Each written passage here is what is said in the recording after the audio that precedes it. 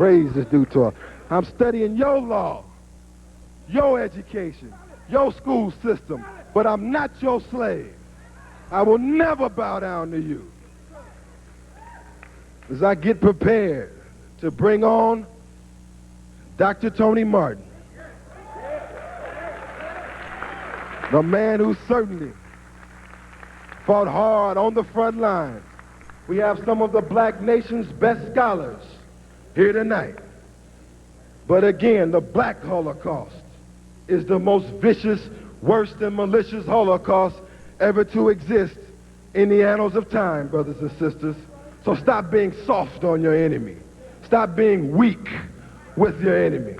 Look how they did in Somalia. Look how they did after the imperialists went into Somalia when our brothers struck back. Look how they did when they shot the white man's helicopters out the sky in Somalia. I know some of you didn't like it, but I said all praise is due to Allah. That was the happiest day since the LA riots for me. The only way you get justice is when you make justice, brothers and sisters. They didn't want to let the LA4 go like they let them go. It was you who made them go because they knew there was Reginald Denny's driving in trucks all over the country. They knew that you had the potential to snatch crackers out their trucks all over the country. So they let them brothers go because you rising up. You punked them out. You punked them out. So as I conclude and prepare to bring Dr. Martin on, I don't speak for all Howard University students. No, I don't. I don't speak for the weaker ones. I don't speak for the buck dancers.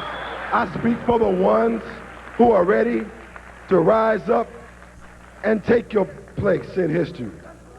I speak for those ones. As I conclude, the black Holocaust is still going on today. They're waging war against black males. They're waging war against young black men. And in the National Institute of Health, they are still studying us and saying that we're criminals by nature. And they're studying, trying to find drugs and to go into the young black males to cool out our aggressiveness because they're saying we're monkeys in the wild. How can this white man call us criminals by nature? He's the number one criminal. He's the number one murderer. He's the number one liar.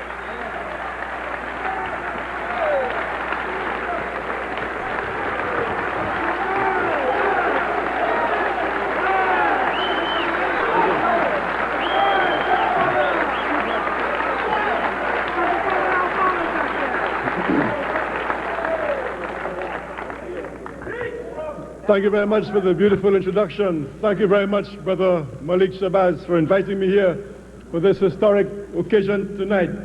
As Brother Shabazz and others have said, we live in a very exciting time, a time when our people are rising up, a time when we will no longer bow down, as Brother Malik said.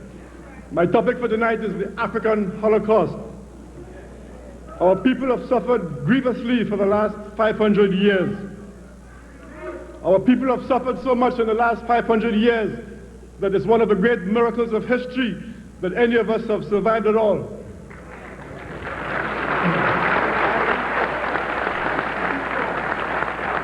Our people have survived the greatest Holocaust, the greatest onslaught that any people, any race of people has ever been called upon to face in the whole of human history. Our people have been called upon to face a struggle where other people who have faced lesser struggles have died. As we look around the world today, we see any number of people who have died, who have disappeared from the face of the earth, who had to deal with the kind of struggle that our people have had to fight in the last 500 years. If we look at the Caribbean, 500 years ago when Columbus lost his way and stumbled upon the Caribbean islands,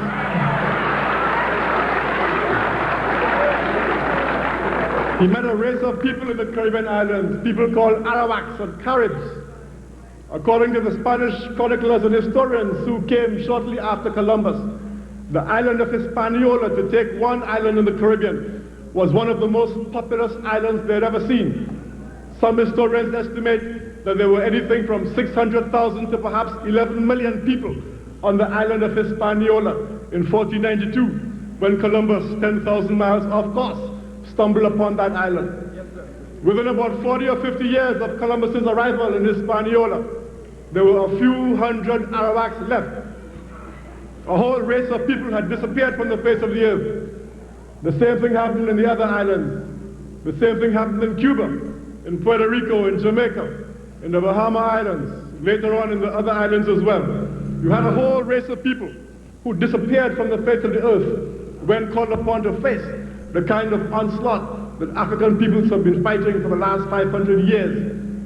You look around other parts of the world and the story, this dismal story repeats itself over and over again. You come to North America, to the Native Americans, you go to Central America, to South America, you go to Australia with the Aborigines. Australia, a country which for years was bold-faced enough to have what they called a whites-only immigration policy. A country which was once the domain of black people, where they exterminated almost entirely the native black race. You have a case of Tasmania, the large island south of Australia, where every single black, white, black man, woman, and child in Tasmania was wiped out, totally wiped out by the white usurpers. And the story repeats itself over and over again, and that's the kind of beast that African people have been struggling with for the last 500 years.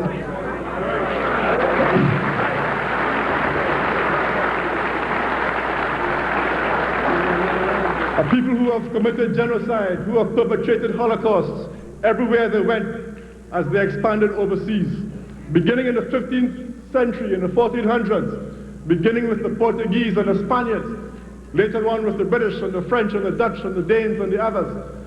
You can trace the history of European expansion overseas by its history of genocide. Everywhere they went, they committed genocide. Yes, sir. So I say the only reason why Africans have survived is, first of all, because there were so many of us to begin with. Secondly, because of our great resilience. Yes, sir. We were born fighters. We fought a good fight, a fight that nobody else fought. The mere fact of having survived in that situation where other people succumbed entirely is in itself a great triumph, a great epic, one of the great epics of human history. We survived because we had great enlightened leadership. We have been blessed as a race of people over the years with enlightened, fearless leadership. We have been blessed over the years with leaders who were dedicated to the people, who were honest, who had a correct ideology. In recent years, that ideology has manifested itself in a variety of forms of African or black nationalism. The methods used by the Europeans to exterminate us and to exterminate other people were legion. Sometimes the Europeans waged total war against the unfortunate people they came in contact with. Sometimes they waged wanton destruction. In the case of the Caribbean, in Hispaniola, the island which today is shared by Haiti and the Dominican Republic, the Spanish abolitionist priest, Bartolomé de las Casas, tells us that the Spaniards in Hispaniola and the other islands after Columbus waged wanton destructive fury upon the native inhabitants.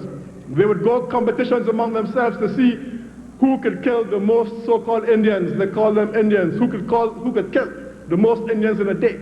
They would go competitions among themselves to see who among the Spaniards could cut off an Indian so-called head with one blow of the sword. They would gather Indian so-called notables in a large building, set the building on fire. They would barbecue the Arawaks, 13 at a time, in honor of Jesus Christ and his 12 apostles. Kill them, burn them to death, barbecue them.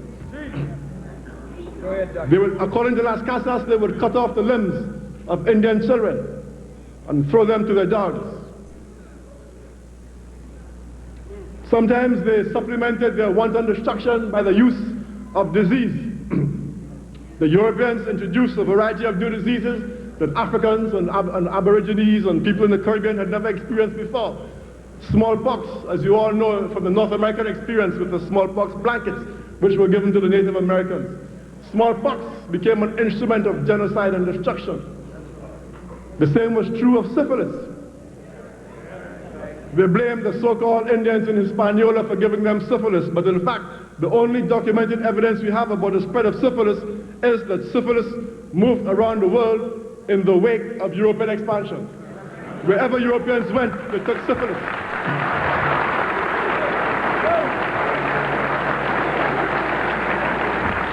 If you trace the history of syphilis around the world, you find you can trace the history of syphilis around the world by looking at when the Europeans, quote unquote, discovered any particular area. If the Europeans got to Senegal in 1505, well, that's when syphilis came to Senegal. And if they got to Nigeria in 1506, that's when syphilis first appears in Nigeria. And if they got to South Africa in 1511, that marks the beginning of syphilis in South Africa. Everywhere that the Europeans went, syphilis was originally named after whichever kind of European brought it to them. In some places, syphilis was a French disease because the Frenchmen brought it to them. In some places, it was the English disease because it was the English who brought it to them. In some other areas, it was the Portuguese disease and so on. And in the case of syphilis, you have a most bizarre and alarming parallel in the history of AIDS in the last few years. Syphilis in the 1500s was the AIDS of that period in time.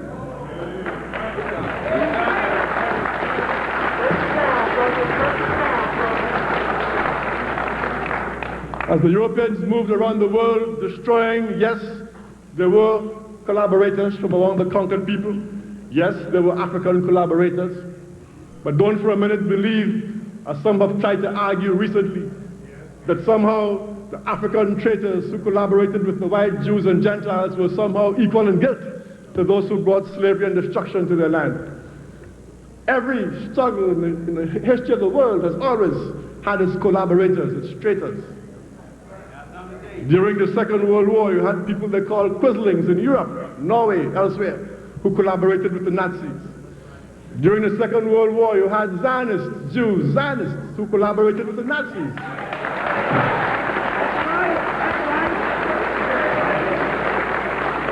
During the American War of Independence, you had Americans who collaborated with the British. Jesus Christ had his Judas. So collaboration is nothing new. But collaboration does not make the primary responsibility. The collaborators themselves were nothing but secondary factors in a destruction which was engineered out of Europe. Out of all these factors came the slave trade. The slave trade was the real crux of our particular Holocaust. Slavery and the slave trade, the transatlantic slave trade, which brought us here to the Americas. One of the major means of genocide by which the Europeans perpetrated the slave trade was by rationalizing the slave trade. It's very interesting, but even though the slave trade was a physical thing, which involved the total physical destruction of hundreds of millions of our people, an important part of that genocidal destruction has to do with the intellectual pretexts, the excuses, the rationales that the Europeans came up with. Before the Europeans killed us, they felt it necessary to justify what they were doing. For a while, they just justified our enslavement by saying that we were not Christian, we were heathens. Some of the Roman Catholics began Christianizing the slaves, so it became impossible to argue that we were not Christians, and that was the reason. So they looked at other pretexts to justify their genocide.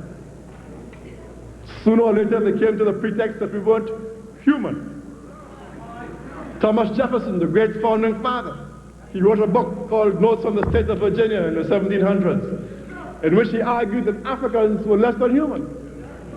Hence, they should be justifiably enslaved. Most of the major intellectual figures in Europe said the same thing. Hegel, great German philosopher, a whole bunch of them said the same thing. Africans were less than human, therefore they could justifiably be enslaved. In other words, they were setting up an intellectual justification for genocide. The most pernicious of all of these intellectual justifications for genocide was what they came to call the Hamitic myth. The idea that somehow we were cursed by God himself. That God himself had ordained that Africans would always be slaves. And the blame for this Hamitic myth, which ultimately resulted in the death of maybe 300 million or more of our people, lies with the Jewish rabbis, the people who invented the Talmud.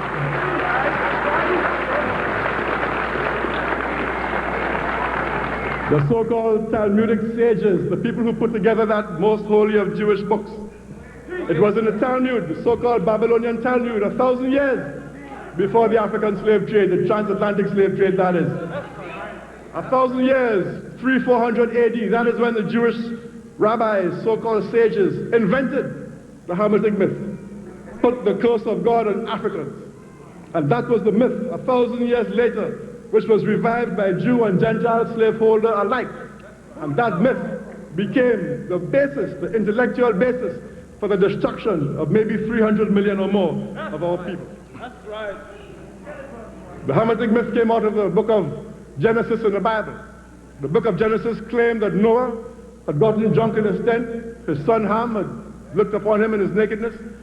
Noah supposedly came to eventually and cursed Ham's son Canaan and his children after him for having gazed upon Noah in his nakedness. And there the story ended in the book of Genesis. It was the Jewish sages who then injected a racial component and somehow invented the fact that Ham somehow was the first African, and that the curse on Ham in the Bible therefore was a curse on Africans, and it was this curse then which became the justification, the intellectual underpinning for our Holocaust. That's right. That's right.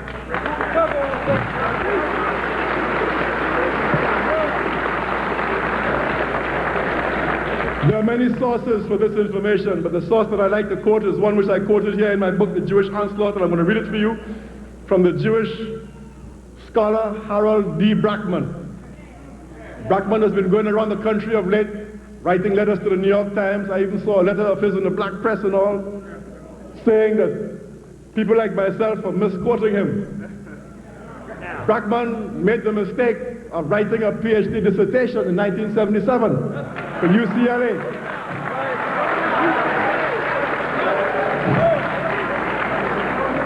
His dissertation is called The Ebb and Flow of History. It's a study of black-Jewish relations up to 1900. The arrogance and intolerance and ignorance of people who oppress us is absolutely amazing sometimes. They feel that they can write things in their books for their own consumption, but they underestimate our intelligence to such an extent that somehow when they write this foolishness in their books, they figure we will never have the sense to go and read their books and quote them.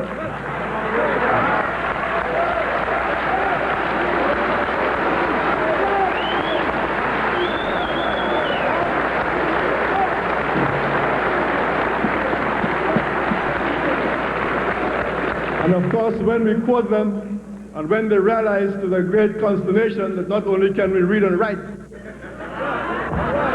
but we are a million times smarter than they are,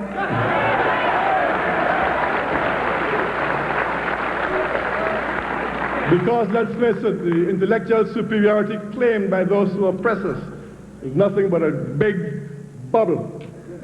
And we are fortunate enough to be living in a time when that bubble is being comprehensively burst. And that's the reason for the hysteria and the madness that we are seeing in the press every day today. That's the reason why day after day in the major media you can see Jewish columnists saying that Jews never enslaved Africans, when the record is so clear, so well documented by their own historians. Why would supposedly intelligent people paint themselves in a corner? Why would they deny the undeniable, when the evidence to the contrary is so plain for all to see? The reason is because they have underestimated us to such a degree that now that they are faced with the wrath of black intellectuals, they are forced into hysteria.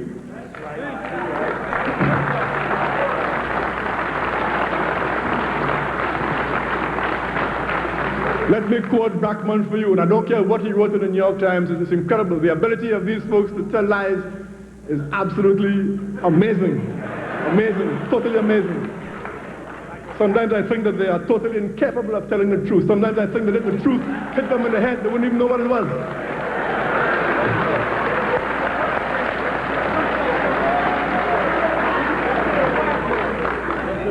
Let me quote Brackman, sorry. Not Blackman, Brackman.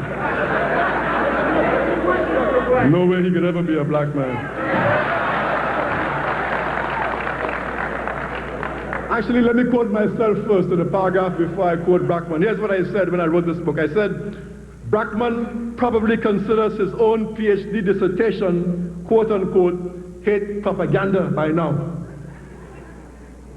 Let me go on to quote Brackman himself. Quote, "There is no denying," this is Brackman now, "there is no denying that the Babylonian Talmud was the first source to read a Negrophobic, that is a black-hating, a Negrophobic content into the episode."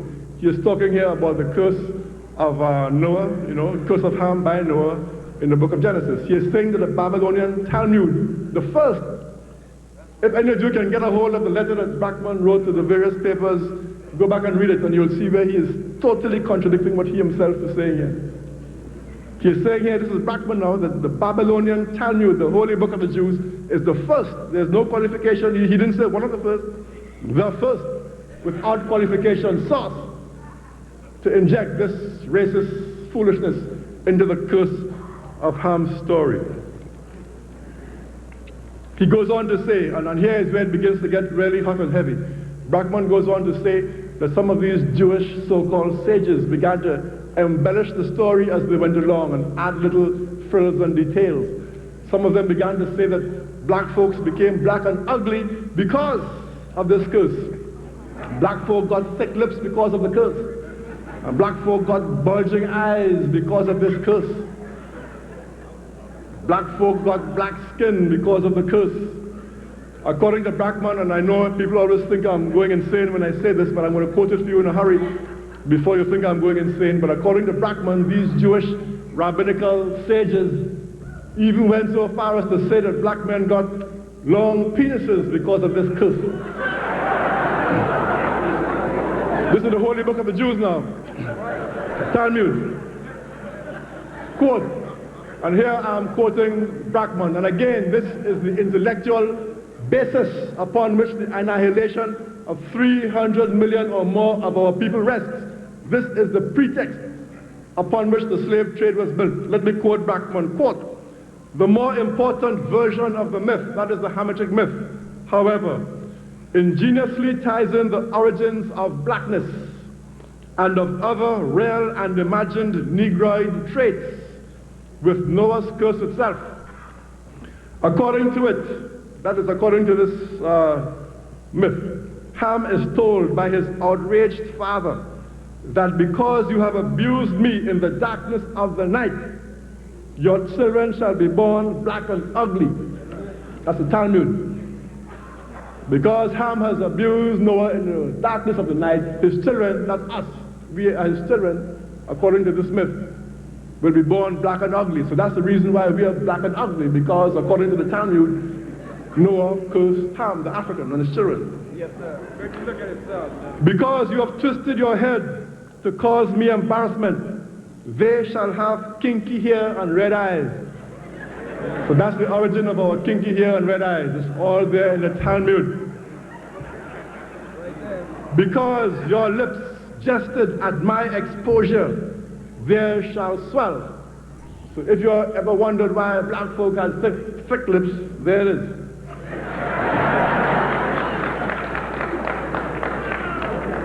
And of course, the Talmud, like any good piece of literature, leaves the best for last. It leaves the punchline for last. And here comes the punchline. "And because you neglected my nakedness, they," that is the children of Ham, us, the males at least, "because you neglected my nakedness, they shall go naked with their shamefully elongated male members exposed for all to see." So there you have it, the origin of the long male African penis. It's all there in the Talmud.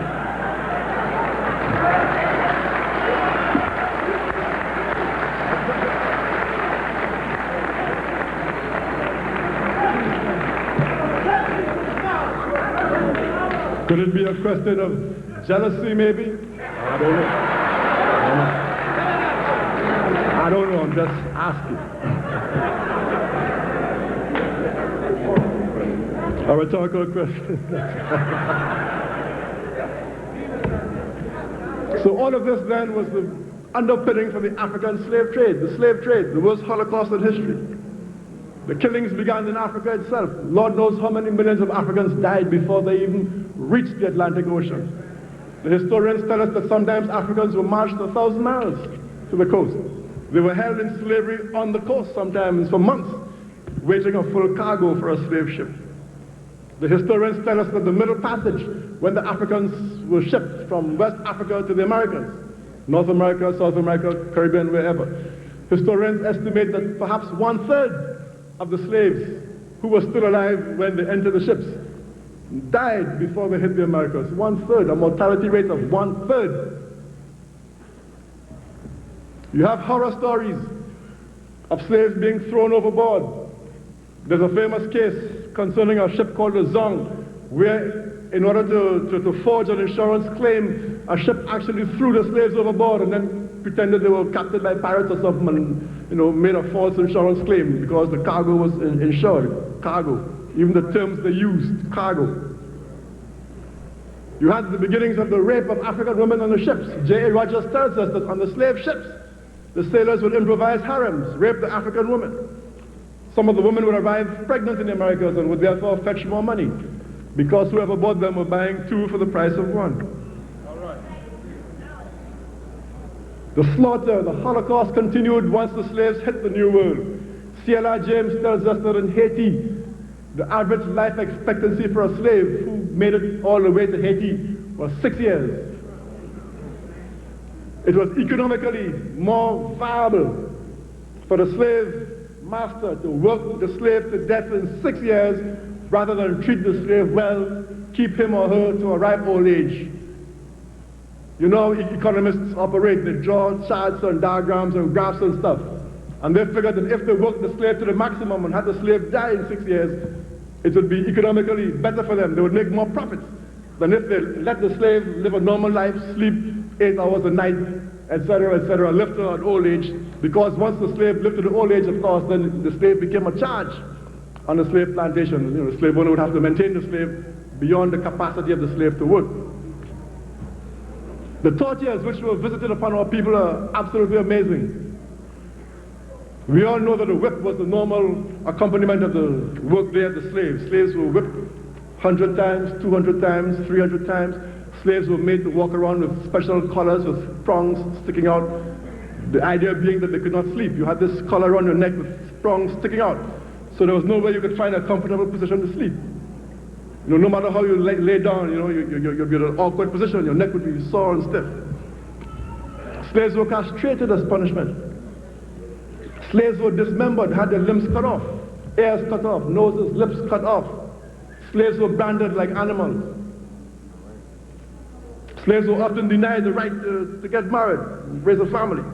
C.L.R. James tells us of a way of destroying slaves in Haiti called burning a little powder in the ass of a nigger, where they would stuff gunpowder into the anus of a slave and blow him up. J.G. Stedman, a British writer who went to Suriname in South America in the late 1700s, he wrote about what he saw there. He saw slaves and he actually drew diagrams, pictures. He wrote about slaves being drawn and quartered, tied to a large wooden structure and having all the bones broken with a heavy piece of iron or wood or something. The slave would be stretched out on this rack, wooden rack, and somebody would come and literally break all of the slave's bones. There's a picture drawn from life in Stedman's book, narrative of a 5-year expedition against the revolted Negroes of Suriname. He has a picture of a slave who was hung up from a gibbet with a hook, with a chain hanging down and a hook through his ribs. His hands tied behind his back, and he was left there to hang by his ribs until he died. He lay there for about a week. Stedman tells us about a large Jewish settlement in Suriname, a place called Jew Savannah, where the Jews proliferated as slaveholders. Stedman says the Jews in Suriname were the most cruel and wicked of all of the slaveholders. He talks about a Jewish woman who ran a red-hot poker through a slave woman and killed her. Red-hot poker. Stedman tells us about a Jewish slave owner called Schultz, who raped the mother of a young slave called Jolly Care. And the rape of mothers was a frequent occurrence in slavery, not only in Suriname, but everywhere that slavery existed. If you've ever wondered why the word motherfucker has become such a a term of scorn in our community. That's the reason why.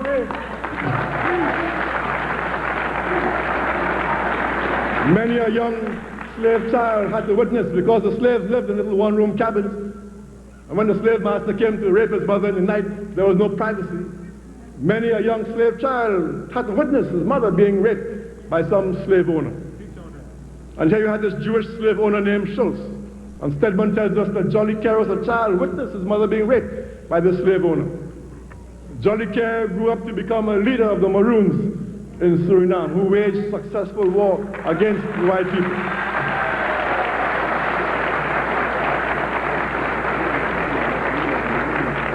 And as fate would have it, the time came when Jolly Care grew up to become the leader of rebellious slaves, and he was waging war against the slave owners, and he captured the same Schultz, captured him, the man who had raped his mother. And Schultz told Jolly Care, well, look, man, I remember you as a kid, you grew up on my plantation. I know you're not going to kill me now. We have a special relationship. I was good to you. And according to Stedman, Jolly Care cut off Schultz's head.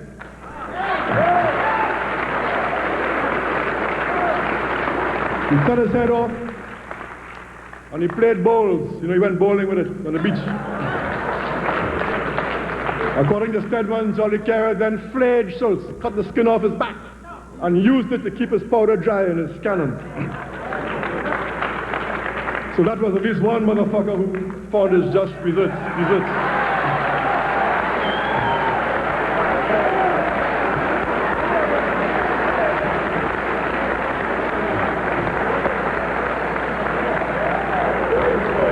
So who ran the slave trade? Who perpetrated these atrocities against our people? Who committed this Holocaust against our people? Yes, we know that Arabs were involved in the slave trade. Not so much the transatlantic slave trade, more the slave trade to the east, but slave trade all the same. Yes, we know that Christians were involved in the slave trade. I don't think there's a Christian denomination that wasn't involved in the slave trade. Yeah, we know the Pope was involved. We know there were Jesuit priests in Brazil who had harems of slave women like anybody else. The fact is, however, that as far as I know, none of these people deny their involvement in the slave trade. The only people who deny their involvement in the slave trade and get indignant when you remind them of it is the Jewish element. And if I single out the Jews, it's because they have attempted to deny the undeniable. We are told that in the days of slavery, even though the Christians were the ones who perpetrated the slave trade to a large degree in this country, at the very least, they were heavily represented among the abolitionist societies. We are told that the Jews as Jews were few and far between as far as the abolitionist movement goes. And now that we as African scholars are trying to set the historical record right, we again run into the problem where it is the Jewish scholars and activists and columnists in the major newspapers, they're the ones who have sought to deny their involvement in our slave trade. And their involvement, as I said earlier, is well documented. The largest slave ship owner in this country was Aaron Lopez, a Sephardic Jew. That's right, Newport, Rhode Island. The second in command of the Confederacy was a Jew, Judah Benjamin, as were many of the leading members of the Confederacy. Some of the major shareholders, stockholders in the Dutch West India Company, major multinational corporation financing the slave trade with Jews.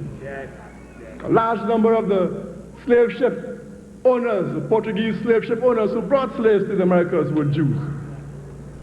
David Brinkley, and this week with David Brinkley a few months ago, discussing my case at Wellesley College, was talking some foolishness there one Sunday morning.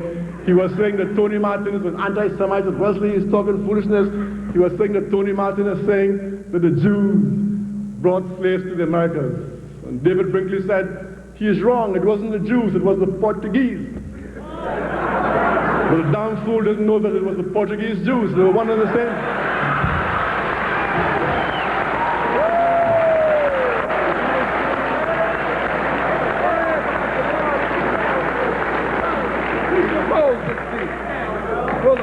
The results of this Holocaust in the New World are plain to see.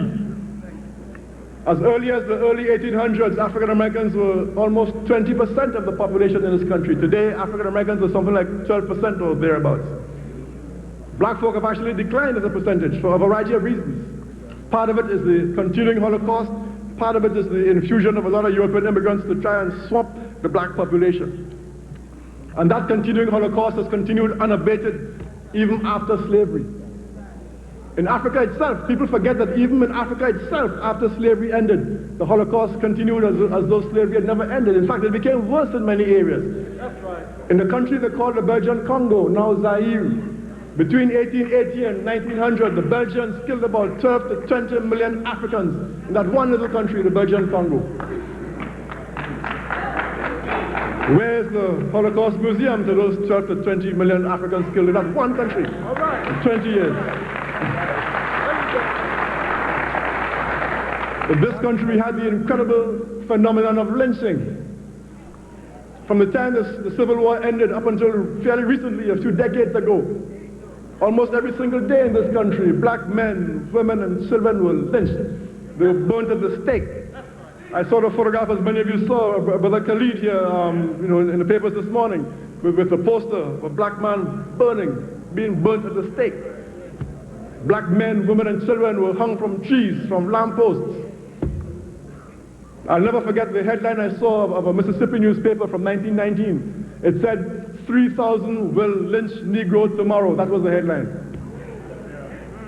The governor of the state, Governor Bilbo, said he was powerless to stop it. That was the will of the people. What did Europe benefit from our Holocaust?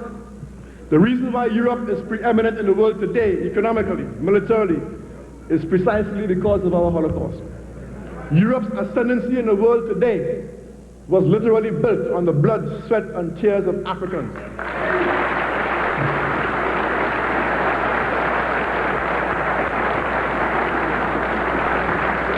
Eric Williams, in his famous book, Capitalism and Slavery, showed in minute detail how all of the profits that went to finance the Industrial Revolution came out of the super profits made in trading slaves, and growing slave-grown sugar, cotton, and so on. The slave trade is what made Europe preeminent from the 18th century on, and Europe maintains its preeminence today because of our suffering. That's the reason why we call for reparations today.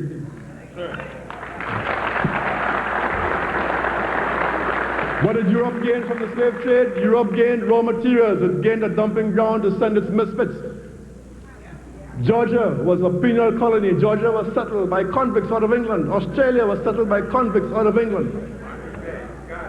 The West Indies, Columbus's first voyage, was nothing but convicts, people on death row. Those were the people who were on the ships. One of the most amazing efforts of Europe to dump its problems on us arose in this century around the effort to find a homeland for the Jews. For many years before they finally came up with Palestine, they were looking around the world and they seriously considered Uganda as a place to dump the Jews. They seriously considered Kenya. As late as the beginning of the Second World War in 1939, when the Second World War began in 1939, there was actually a Jewish delegation in what was then British Guyana in South America. And they were getting ready, in fact they wrote a report, and they were getting ready to dump the Jews in British Guyana. If the Second World War didn't start when it did, who knows? Instead of Palestine today, it might have been Guyana. They had maps drawn where they cut Guyana in half, and they were going to give half to the Jews. So every time you see what's happening in Palestine today, you can breathe a sigh of relief and say, there, but for the grace of God, go us.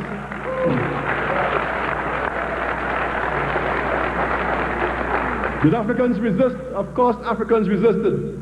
As I said before, the reason why we have survived is precisely because we resisted. Jolly Care resisted. Nat Turner resisted. And very often it was those slaves who had some education, who had what in the eyes of the white slave owners would have seemed privilege. Those were the slaves very often who made the sacrifice to make common cause with their less fortunate brethren. Denmark Vesey, who led one of the largest, most powerful slave conspiracies in America, was a free man. He was a free man. He put his freedom and his life on the line to go back and raise the slaves. David Walker, who wrote the most powerful indictment against slavery, was a free man in Boston, paid with his life. Nat Turner was able to read and write. He was a literate slave, one of the few literate slaves.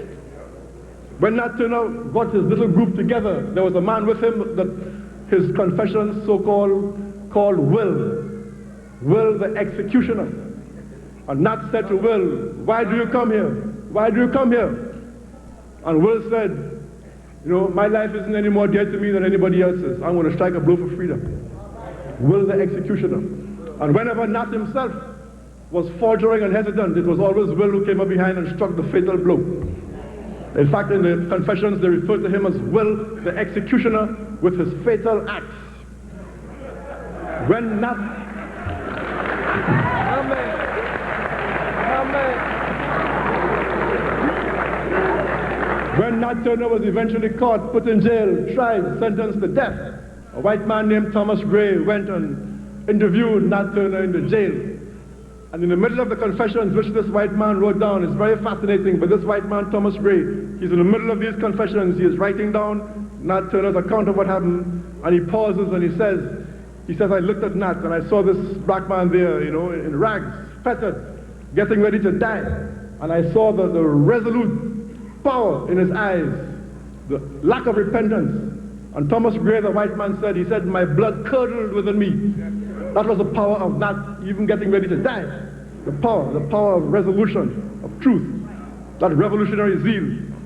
And Thomas Gray asked Nat, he said to Nat, aren't you sorry for what you did? They're going to kill you, they're going to hang you tomorrow. And Nat's response was not Jesus Christ crucified? Liberty or death is what Nat was talking about. Finally, let me endorse the call for reparations. Our people have suffered too much. Everybody else has gotten their reparations. As of 1985, the Jews had gotten at least $70 billion worth of reparations. $70 billion worth of reparations from Germany. And that didn't include all the billions of free grants and aid that the US government gives them every year. And that didn't include the back reparations that they paid for East Germany when East Germany ceased to be communist. So Lord knows what the figure is today. It must be well over $100 billion by today. And the great irony is that the same people who had gotten perhaps $100 billion worth of reparations for their 6 million, those were the same people who turned around and went to extraordinary lengths to prevent black people getting even the most measly, embryonic reparations. They were the people who went and entered the Bakke court case, the Supreme Court case back in 1977, the Bakke case. The Jewish organizations, the Anti-Defamation League. I prefer to call them the Defamation League because that's all they do.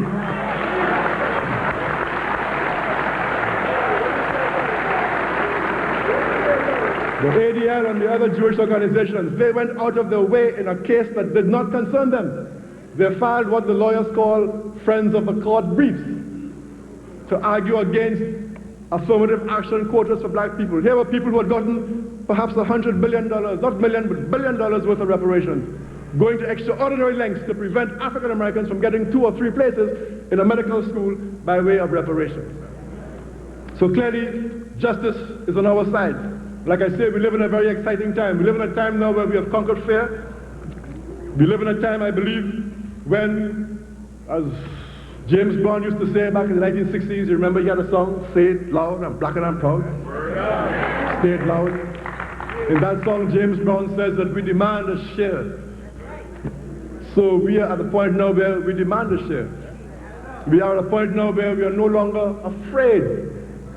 We are at a point now where we have buried or are in the process of burying Uncle Tom.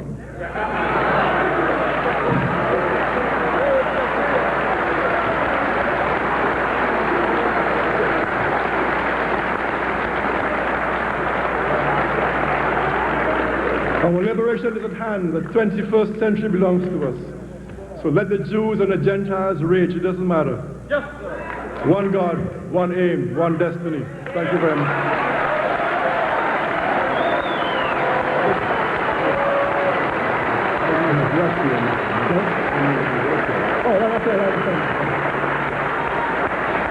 Give it up again.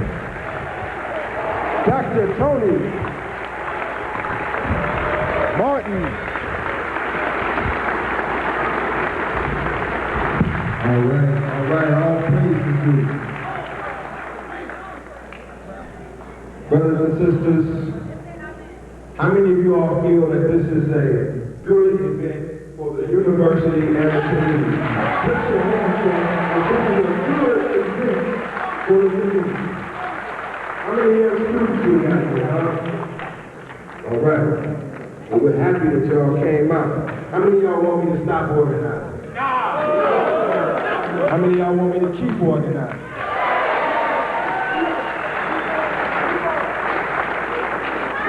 What we got to do now is there are 1,500 seats here, but yet there are only 1,300 people in here.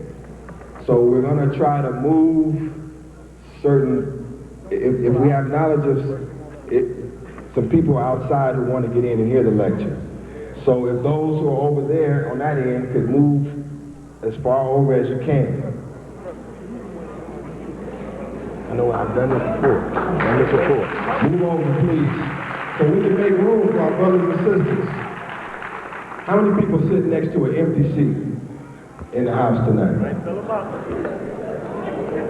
Okay, that's at least 100 at the very minimum. That's at least 100.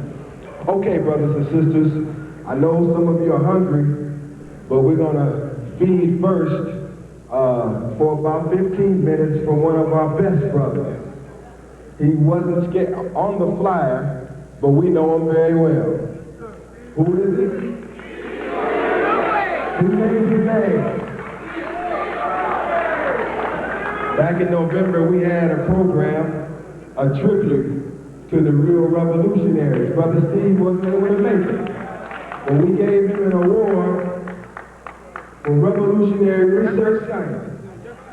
And for the next 15 minutes, then we'll have intermission for about 10 or 15 minutes. Then we'll come back and hear from our esteemed brother, Dr. Jeffries and Dr. Collins. How many of y'all gonna be with us all night?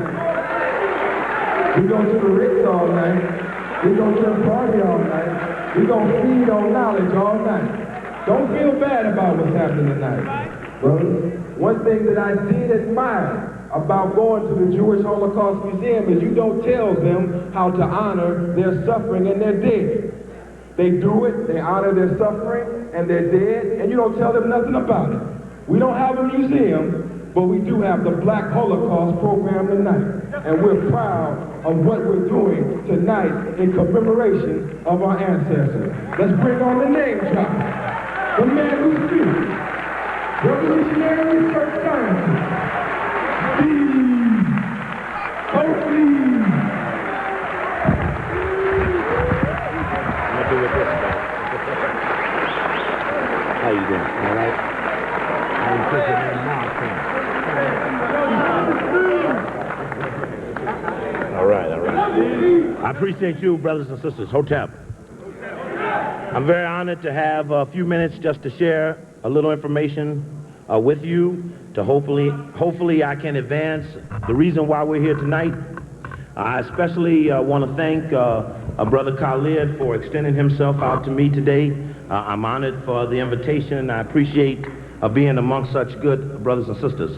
I also see as well in the audience many other outstanding brothers and sisters who on any other night would equally be as honored and as shared. I see Sister Nana Shishibi there from the Pan-African Congress. Yeah. I see Sister Mary Cox out there, attorney and freedom fighter. I see Sister Deborah 2X was down here from Baltimore. I see Brother Elder Yehuda out there. I know Brother Eric is here from the Research Brothers and Sisters from New York. Brother Steve is here from Dallas. There's people here from all the way from Los Angeles. I really appreciate the opportunity as the focus is geared towards the Black Holocaust. And of course, whenever you have a murder, you must have a murderer. There must be someone who does the murder. So now that we're looking at what was a dead body that is resurrected, we must now find out who tried to put it in a comatose state.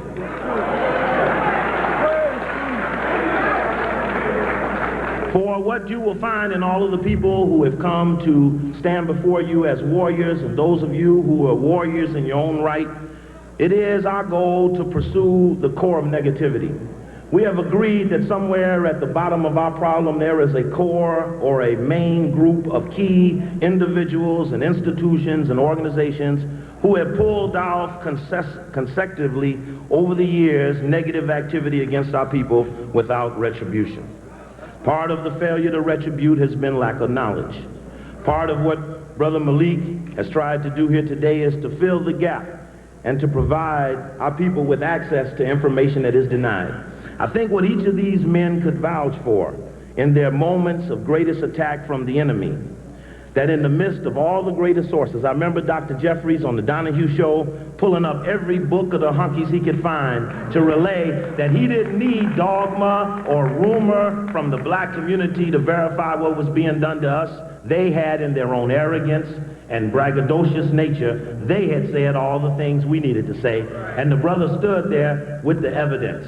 And I remember Brother Tony Martin standing moment after moment, bringing up the names of those people, institutions, historically and current, in his attack on the people who have attacked him. And he knows there was a point when they looked at him and said, you know, it really ain't about the facts.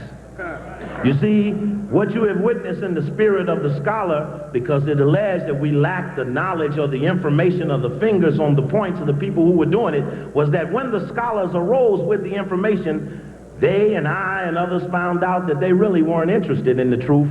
It was bigger than that. Just we took the gray area out of the attack and found out that their attack wasn't based on fact. They were, in fact, the haters they were calling us. I recently had the honor of just leaving the University of Illinois, where I went back for free to retaliate against whites who had attacked me. I don't very often talk to whites. I do not talk to the media. I do not entertain some of the ones I see here today. And as a strategy, one of our cameras must get a picture of all those who are here to take pictures of us. That must happen. We must have always accessible the pictures and the profiles. When Dr. Collard pointed out that Richard Cohen was in the front row, that's when he left. Finger pointing and naming the names does have a way of moving the enemy. So I had the honor, after spending 2-3 hours of dropping Carol Quigley and talking about the Trilateral Commission and the Bilderberger Group and the Skull and Bones and the Rhodes Scholars and the Boule, the little Jewish students the next day went to the newspaper and said that Coakley must have got his information out of Mein Kampf. But no, those were good white scholars because, as I've always said, because we've been so indoctrinated, we know it takes a good white scholar to prove to our people that the truth is the truth. Us saying it has never been enough, and we bore that burden in spite of that, and still it wasn't the facts. So if it isn't the facts, then it must be the force. I salute you in the spirit of the Bogard, because the facts will back up the rationale, but it'll be the Bogard that will put it in force. I'm on just quickly tonight to try to add a few names and a few insights. I'll be here again on June 3rd with the trial of the oath takers. I've chosen to attack the oath takers because as I've gone from city to city and attacked the Greek connection, I found out that there were oaths and rituals that people absolved their faith to and support that prohibited them from being ultimately loyal to black people. These oath takers are really not personal, they're institutional. And the Army takes an oath, the lawyers take an oath, the doctors take an oath. These oaths, and only in rare case like a good lawyer like Mary Cox and a strong doctor like Dr. Alim, who would break the oath to defend their people first and foremost. These are rare moments in our community, but the oath takers are a part of our enemy structure. I know Dr. Collard isn't here now, so I'm going to save my opening for the close because it's something very personal for him. As I began to come out of college and fight against, I always wanted to be a freedom fighter. You know, there's no spot in our community called freedom fighter. And everybody, if you ask them if they had the choice, if they could fight for their people all day and all night, that this would be one of the most honorable things a person of our race would want. But there is no position called freedom fighter, for the right to fight for black people is something that you have to do, as some would want you to think, after you got through working for someone else. But time has passed and the way has been made that more people have come across on their own. But when I first started out in the black community in Chicago, I was offered a job at an organization. It was called the Jewish Council on Urban Affairs. It was headed by a white man named Milt Cohen, who recently died, and a white woman who is still active in Chicago named Jane Ramsey. I say that because every time we say a name in front of the hunkies who are here to report on what we say, tomorrow they will report to those people that their names were mentioned, and this is the type of tension we need to put on the enemy. You might not know all who they are, but they'll spend some time defending them tomorrow when we've called their names in front of you. So that will make the offense spend some time defending the things that they have come to offend us about. But what I found out was that the black community in Chicago was being watched. That the only way you could effectively pull off a Holocaust on a group of people in the now society is to try to watch the emergings of them, the organizing and coming together of them, the projection of values and strength by them. Those are the things that the enemy sticks his thermometer deep down into our tongues and up our butts to find out when it is and what it is they think they can pull off. In Chicago, I found this early warning system. It was funded by the United Way.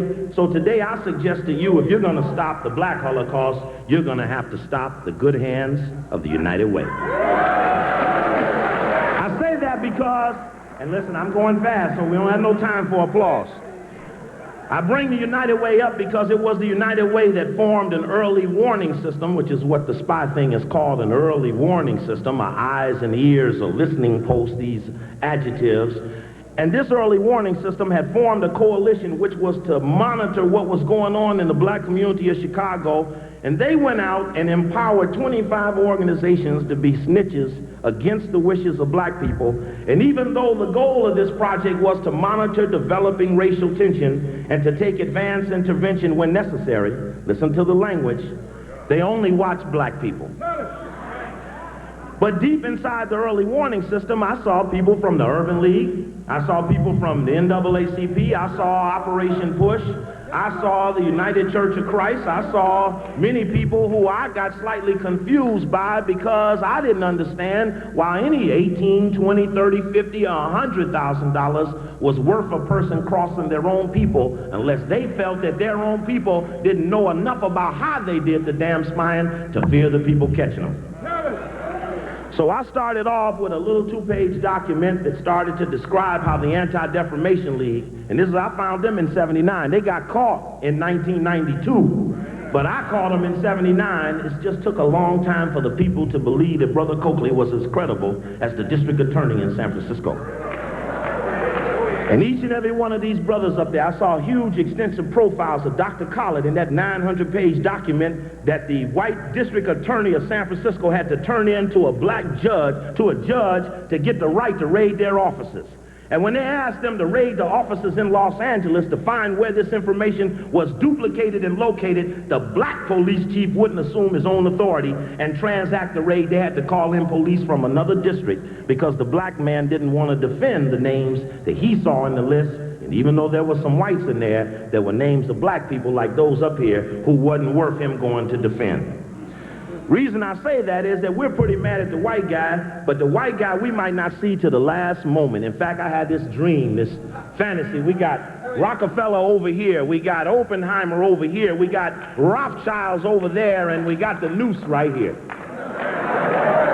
And the crimes that had been read out before the people. And I know it was a little white guy here from Australia. He said, "Are you Steve Coakley?" I said, "No, he went that way." But I turned to the brothers in the back I was talking to, and I said, "You see, that guy, he come over here from Australia because the reason he want to know is that his godfather is Harry, Ernest, and what's the other Oppenheimer? Harry Jr. Those are his godfathers. So when we stand up and say that the man who helped today enslave New Zealand and enslave Australia and enslave all of Africa is led by the Oppenheimer family, yes, they will come from the BBC and the CBC and the Australian news to hear that the names of the hunkies who have hidden for so long are now on the street in D.C. They're on the street in L.A. They're on the street in Kansas City and Detroit, and the little people have decided that the big ones are not going to make it. So I want to say a name or two so that the whites will go away and effectively spread the cancer to the others that we mention their name. Now, there was a case that the Anti-Defamation League had spied on the brothers and sisters, even 12,000 people in organizations. But what you don't know is how it was that the case was settled, that the Anti-Defamation League did not get criminally violated. There are some weird white people out here, and I want to tell the whites that there are whites who are leaking information about them every day to people who they believe have the courage to use it.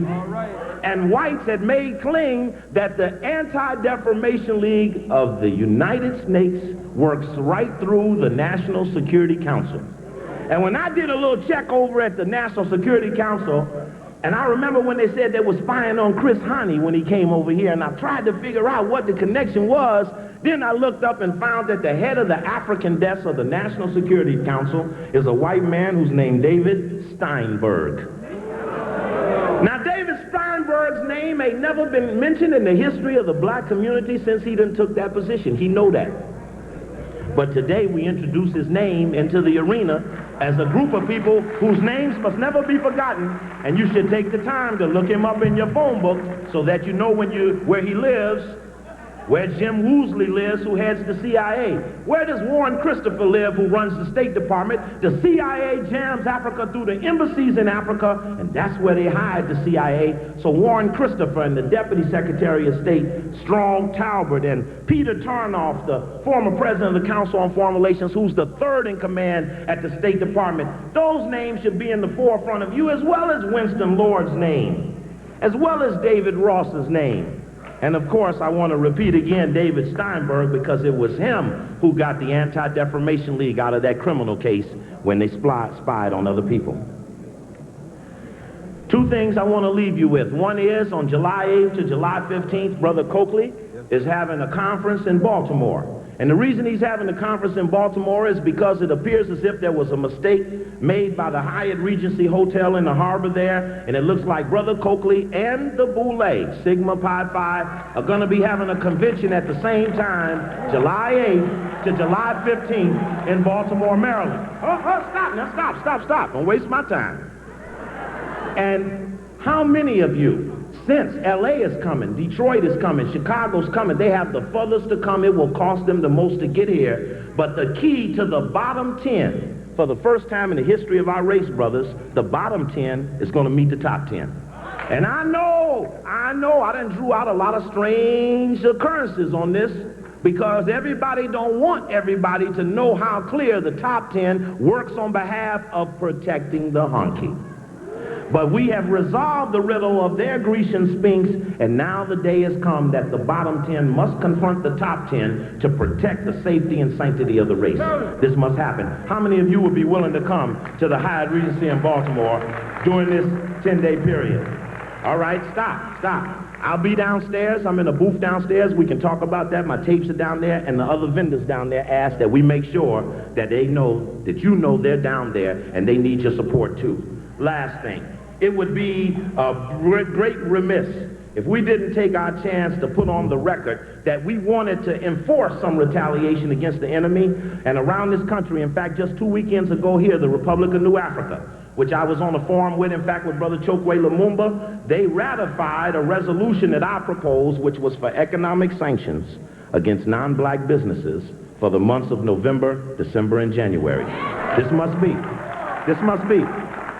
Now, I've been attacked right here in the black press for suggesting that in Washington by the Negro element in African clothes, but that's all right. Stop now. But I need you to understand that when the hunky walk away and he said, well, what did they say they were going to do? He writes it down. Sometimes that's the vaguest of all the lists. We must, and I ask you to ratify a resolution that calls for economic sanctions against non-black businesses for those 3 months, because that's the months that 60% of all goods are sold. And if we were ever to punish the whites, this is something anybody can do. All you got to do is hold your pockets. You don't even have to say nothing. You don't have to believe in it. You might not be spending nothing no way. At least take pride now in not being able to do it. So I hope all of you would be willing to do that, so that when they go away, they know it's some economic retaliation on the buffer. And in closing, The New York Times, almost a year ago today, April 18th, 1993, Sister Nana, openly advocated the recolonization of Africa, and I want to say fuck them just to that, because, stop, because the audacity of trying to draw question about our brother and his statements about Africa, when in fact you are on the record a year ago yesterday. Colonialism is back and not a moment too soon. Some countries are not yet fit to govern themselves, and then they end by saying, we gonna get Africa. So I know that, brother, you stepped on a wire of theirs that they didn't really want attention being focused on, but we want to let them know that we have not forgotten them, and that we know them with the Council on Foreign Relations, Foreign Affairs, openly advocating a year ago today, we're gonna make Africa beg to be recolonized. I don't know if you know about the past Holocaust, but you better dig in and get ready against this now one. There's some now people who feel so arrogant and so alone that they can openly do this just with whites and think we're not listening. So we'll put the pressure on them. And one last thing. Brother Khaled, do you remember when we were in Atlanta at the Revolution 101 conference? And at that conference, we were sitting down and looking at the Anti-Defamation League's attack on black leaders. Brother Jeffries in there, Brother Martin will be in the next one, Brother Malik gonna be in the next one. But when we looked at that report, you looked at me and you said something that I mentioned to almost every audience I go to because it touched me personally. You said, brother, you were looking for your name. And you was looking and said, damn, I ain't got but 2 paragraphs. You know, we were talking. And now he said something that was very heavy. He said, one day my son is going to look at me and say, Daddy, why you only got 2 paragraphs in the destruction of the enemy? And he looked at me and he said, brother, shit, I got to do better than this. He did.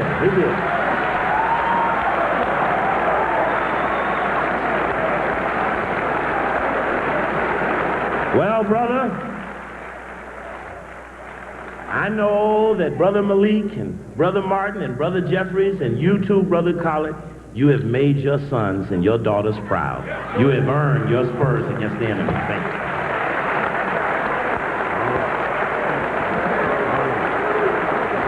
Once again, Brother Steve Buckley. All right.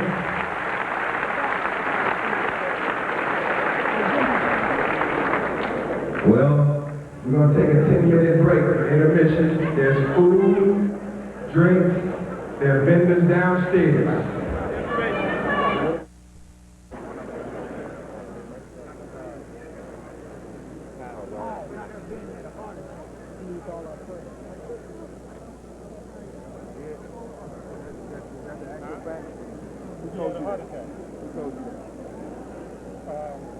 It was in Baltimore, brother. And I called him up this morning. You hear that Dr. Green got sick or had a heart? No. When was that? No, that was on me. That's not true.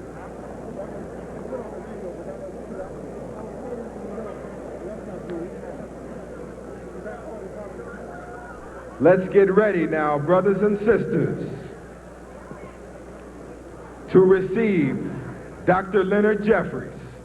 Are you ready to hear Dr. Leonard Jeffries? Do you love Dr. Leonard Jeffries? Is he one of our best? Is he one of our brightest?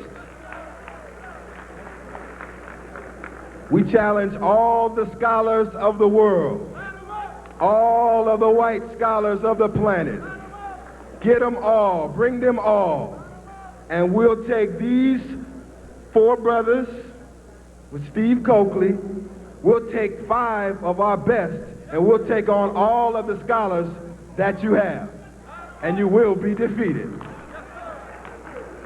So let's receive the chairman of the Black Studies Department of the City College of the City University of New York.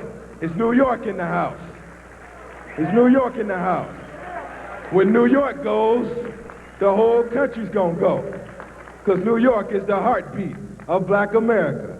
And this man has withstood the attacks of our enemy. As a matter of fact, he got them for a $400,000 lawsuit as they tried to unjustly put him out of his chairman department. Now they had to pay him and reinstate him. Why? Because Dr. Leonard Jeffries stands on the truth. He's a soldier. He's a warrior. Let us receive our brother, our big brother, Dr. Leonard Jeffries.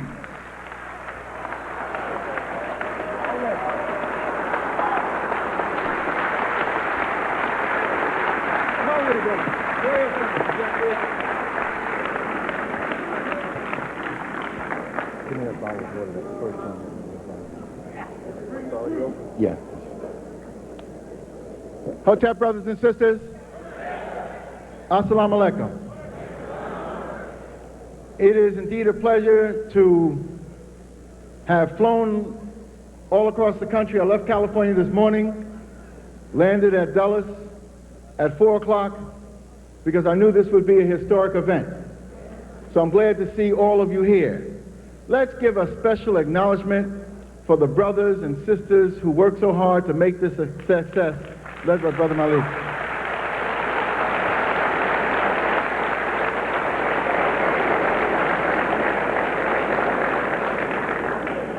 As you know, we're in the middle of a historic battle that involves the struggle for the African mind.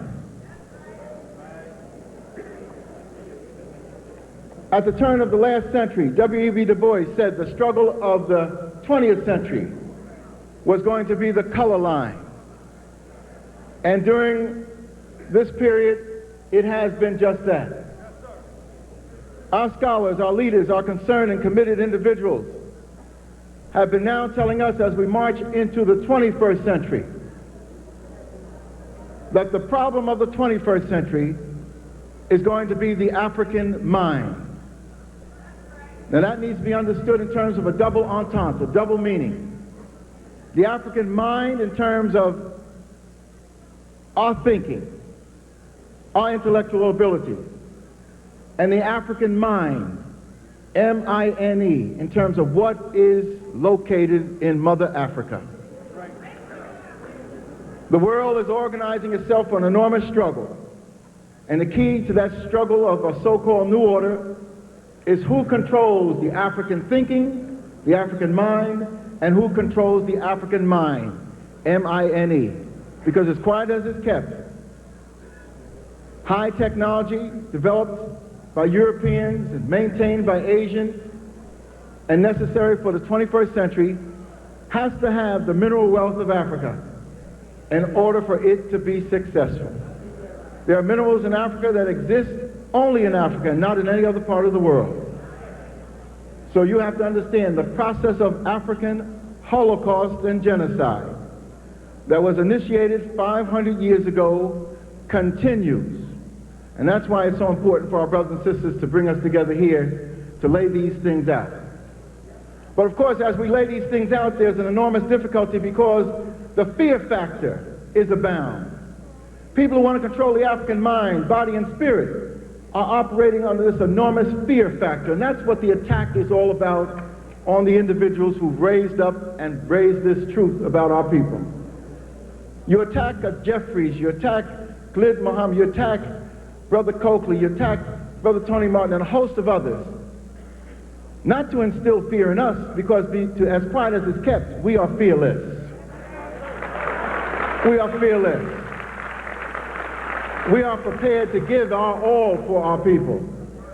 But the fear factor is put in place to instill fear in you. To instill fear in our young people who have to be prepared in a special way so they can be strong for the 21st century. To instill fear in our leadership. We've got to begin to understand that. And that's one of the major techniques of the system of white supremacy.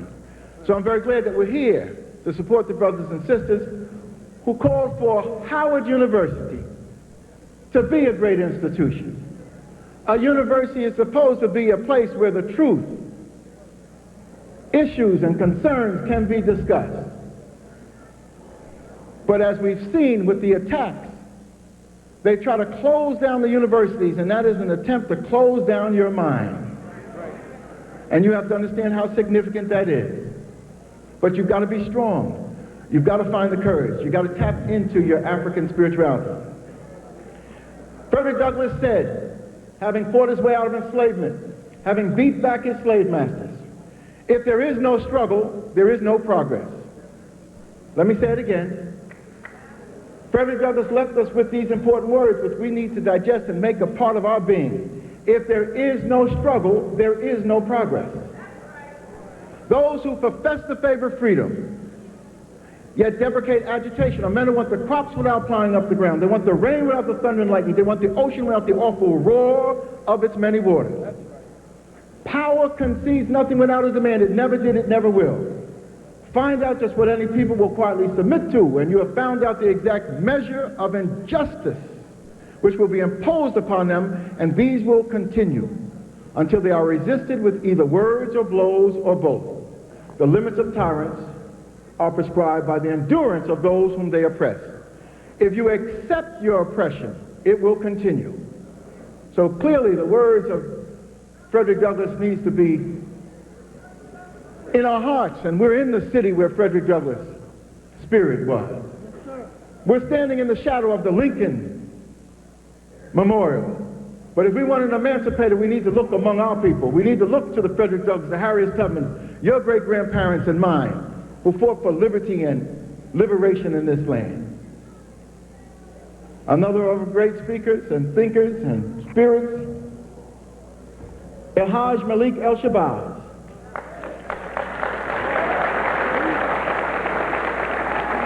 left us with this empowering concept that as you struggle for your liberation, you are duty-bound. God forces you, Allah commands that you liberate yourself by any means necessary.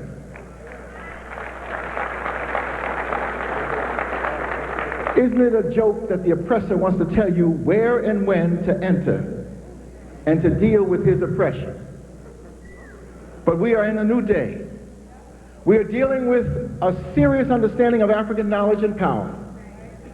Dr. Wade Nobles laid down for us a dictum which you need to understand. Power is the ability to define reality and have other people respond to your definition as if it was their own. Let me say it again. We got to teach here tonight. This is Howard University. Howard, where the spirit of Leo Hansberry roams these halls, where the spirit of some of our greats that went before us, like Chancellor Williams, roams these halls. This is not just a site for Negro nests. There's been some serious Africans that have come through Howard University. At one point, they had our sister, Dr. Frances Cress Welsing, in these hallowed halls. Her spirit is still here. Dr. Wade said, power is the ability to define reality and have other people respond to your definition as if it were their own. And that's the name of this game. Africans with their critical minds have defined our reality, and other people are now responding to it as if it were their own. They're checking every word we say. They're even checking when we go to the men's room to see what our stool process was. We have now redefined reality, and that's real power. We don't have any atomic weaponry, but we have this power, this knowledge. It used to be that the European talked about the third world. That was him. And then he had a third world. He had a first world, which was him, and a third world, which was us. We accepted this definition of power, never even critically asked what was the second world. We just jumped ourselves into the third world. But now African knowledge and African minds and African courage and African spirituality is redefining the reality. And we know with science and history that we are the first world, and we don't care what comes behind us.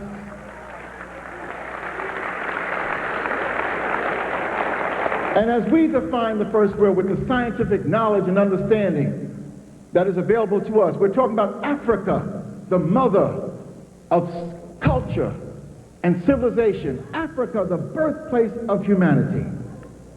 We've redefined the world. The European had a paradigm which we accepted uncritically. Not only did he call himself the first world and dump us in the third world, but he talked about there were the haves and the have-nots. The haves were Europeans. Even the most poor European could think of himself as a have. And the have-nots were people of color, the melanized people on the planet Earth, who have all the gold, the diamonds, uranium, the platinum, titanium, the oil, but we're the have-nots. But with our critical minds, as we march into the 21st century, we redefined our reality. We know that we are the haves on planet Earth, and that's why people have structured systems to try to come at us. We have to be prepared. You have to get serious. As we travel around the country, we tell our people, don't get mad, get glad. Don't be sad, be prepared. Forget about the looks and get into the books. And don't worry about the behind, get into your African mind.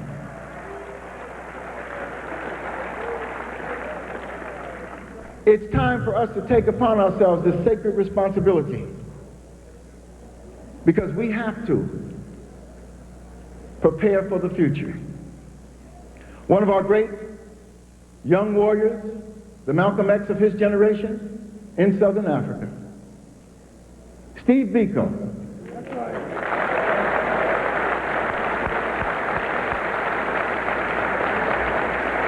Left us with these words, and I'm trying to lay down for you words of empowerment.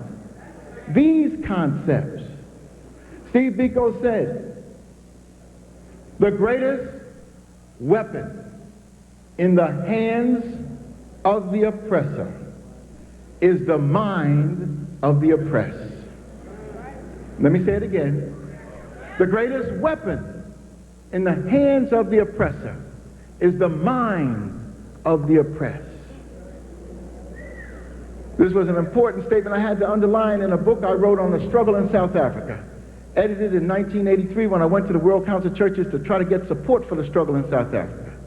And it was clear that this brother, with the women of South Africa, symbolized by Winnie Mandela, and the children of South Africa, who were ready to give their life to have their minds free of the taint of Africanism, the Dutch Boer language and culture. Young children died in 1976 to be free of this poison of white supremacy. That's why it's important for you and for me to understand that mind control is the name of the game. And it is that which supports and sustains the system of white supremacy. So if we have some charges to be made against people who call themselves our friends, against people who claim they marched with us in the civil rights movement, against people who claim that they funded all of our activities, we need to understand what that means in terms of their control over what we think and what we do.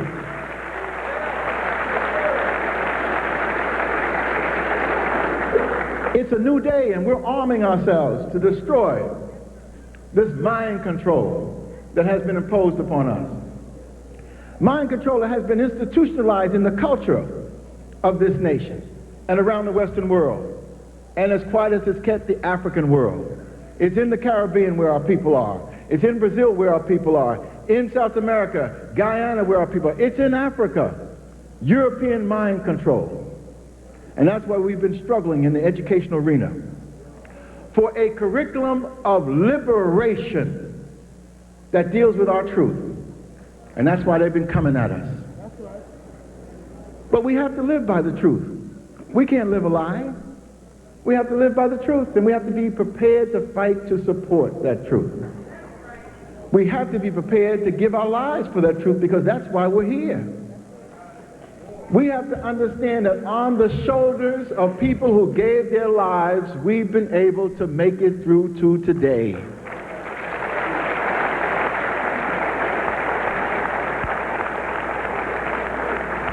We have not made it through to today because of some founding father slave masters whose monuments are here in Washington. I'm talking about George. I'm talking about Thomas. I'm talking about all of them. Founding father slave masters. You have to put a critical analysis to the experience and come up with your reality. And even though there's a memorial to Abraham Lincoln, he did not emancipate a soul.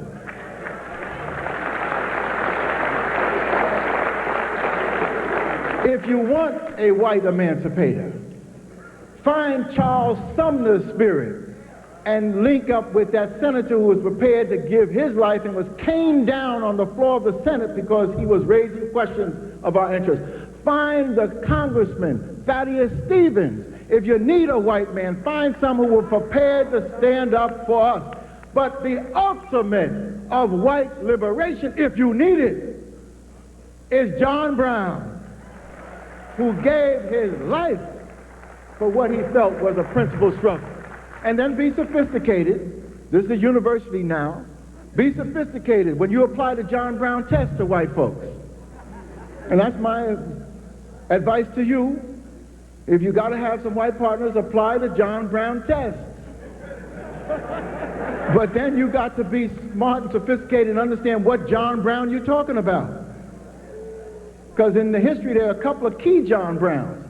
In the Revolutionary era, you had a John Brown. That John Brown was a part of the family of Browns that helped to fund Brown University, an elite Protestant family that was involved totally and completely in the enslavement holocaust of African peoples. Slavers in New England, where the Puritans were supposed to be. Slavers in New England, where all of this liberty and justice in Plymouth Rock was supposed to be. The John Brown family. Most of the Brown brothers got a crisis of conscience and decided to step out of slavery after they had gotten filthy rich on our death and destruction.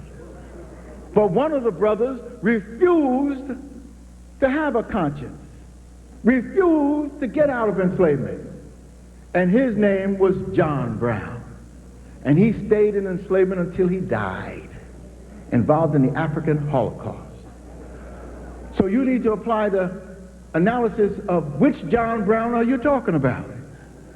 The John Brown who refuses to give up the exploitation of African peoples, or the John Brown who is ready to rally not only himself but his own family in the cause of the struggle. Have a systems analysis, brothers and sisters. Let's not get a paralysis of analysis. But if you're going to liberate yourselves, you've got to have yourselves as the major focus. We're not waiting for white liberators to deal with African peoples. We've got to do it ourselves.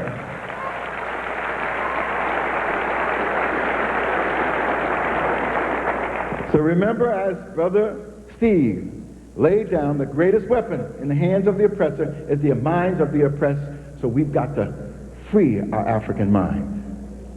And there is a process of freedom that we've tapped into. That's why these brothers and sisters are so strong that you've seen around the country. It's a new day. That's right. That's right. We've tapped into the power of this struggle and legacy our people have laid down for us. Yes, sir.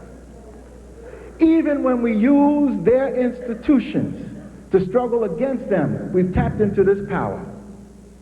I declared a couple of years ago at an honors convocation at the City College that I was bringing the most important and significant lawsuit in the history of the American Academy against the violation of my First Amendment rights.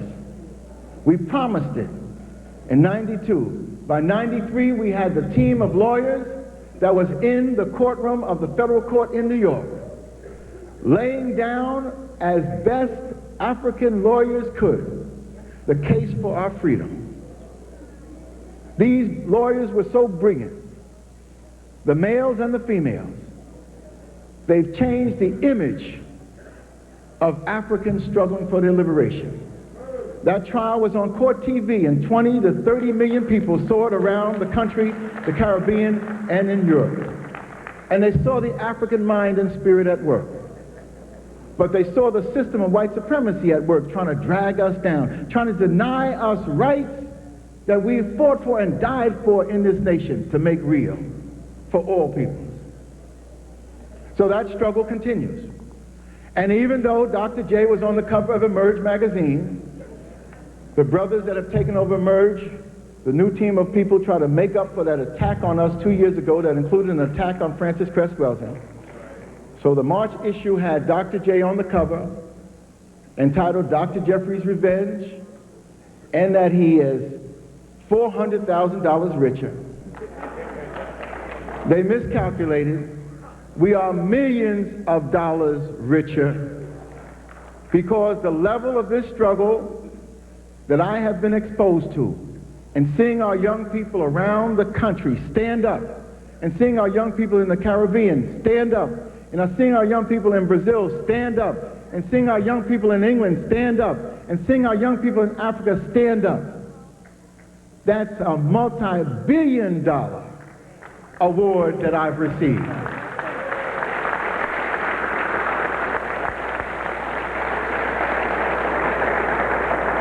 As I came into Washington, I called the lawyer, and I understand that the appellate court has ruled in our favor yesterday. So another level of victory.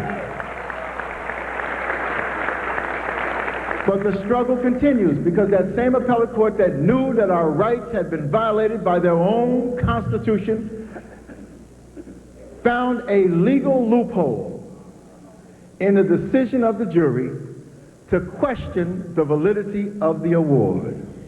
So we've got to go back to court to fight not the legal question. We won that. The right of freedom of speech was violated by the university and the state. But we have to go back into court to fight this technical question of the nature and definition and reason for the award. So that means more money. It's got to come out of our community to fight them. But they've messed with the wrong Africans at the wrong time in history. And no matter what it takes, we're going to fight them. Just as the Honorable Louis Farrakhan, having been victimized by a defamation process going on for years, has decided to raise the legal ante and go into the court to the tune of tens of millions of dollars. That's what we got to do. Beat them with their own weapons, because we got the African mind now to do that. Beat them into the ground with their own legal system. So this case may go all the way up to the Supreme Court. We're prepared to take it there. Then it will be the landmark case on the deciding of speech. If we lose it, it will be the deciding case. If we win it, it will be the deciding case. Let's go up to the Supreme Court, because I want to be able to look Uncle Thomas in the eye.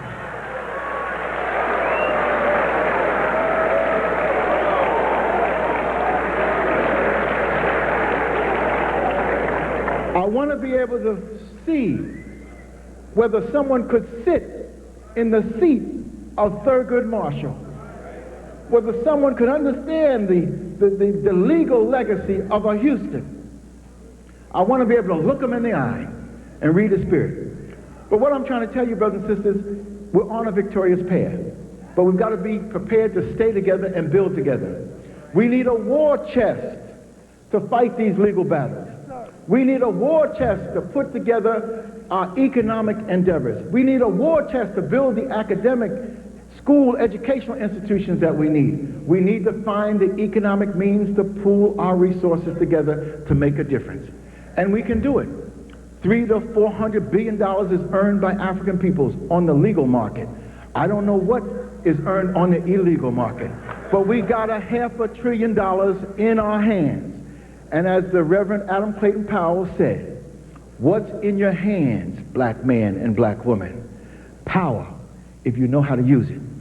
But if you don't use it, other people will be there to use it.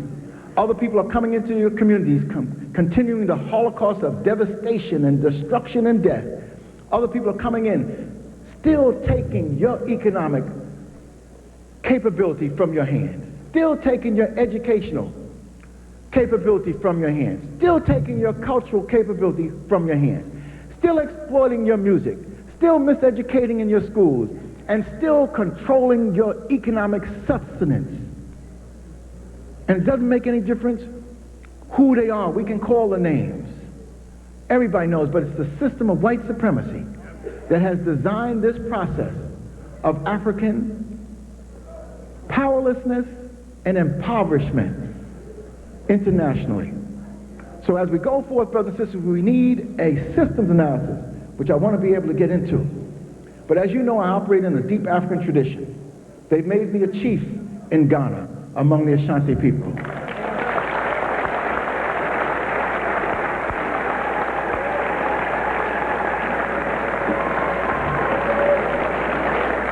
They've made me a chief and a captain in the Asafo Warrior Company among the Elmina people, and the ceremony took place in the Fort Dungeon concentration camp of Elmina on the coast of Ghana last year.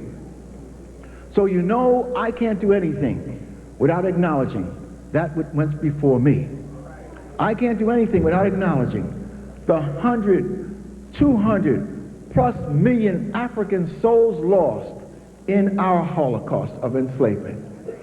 And because many of us have Native American background, Native American blood, Native American spirit, and mine is just across the river in Virginia, the Powhatan Indians from my mother's family.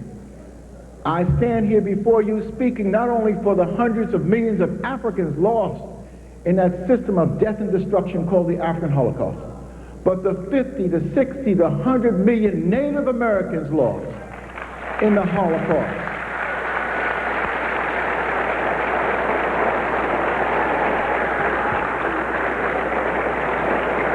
If we're going to have Holocaust studies in these United States and other areas of America, we've got to deal first and foremost with the first and foremost devastation on these lands, and that is the Holocaust of the Native Americans, which was initiated by Christopher Columbus himself.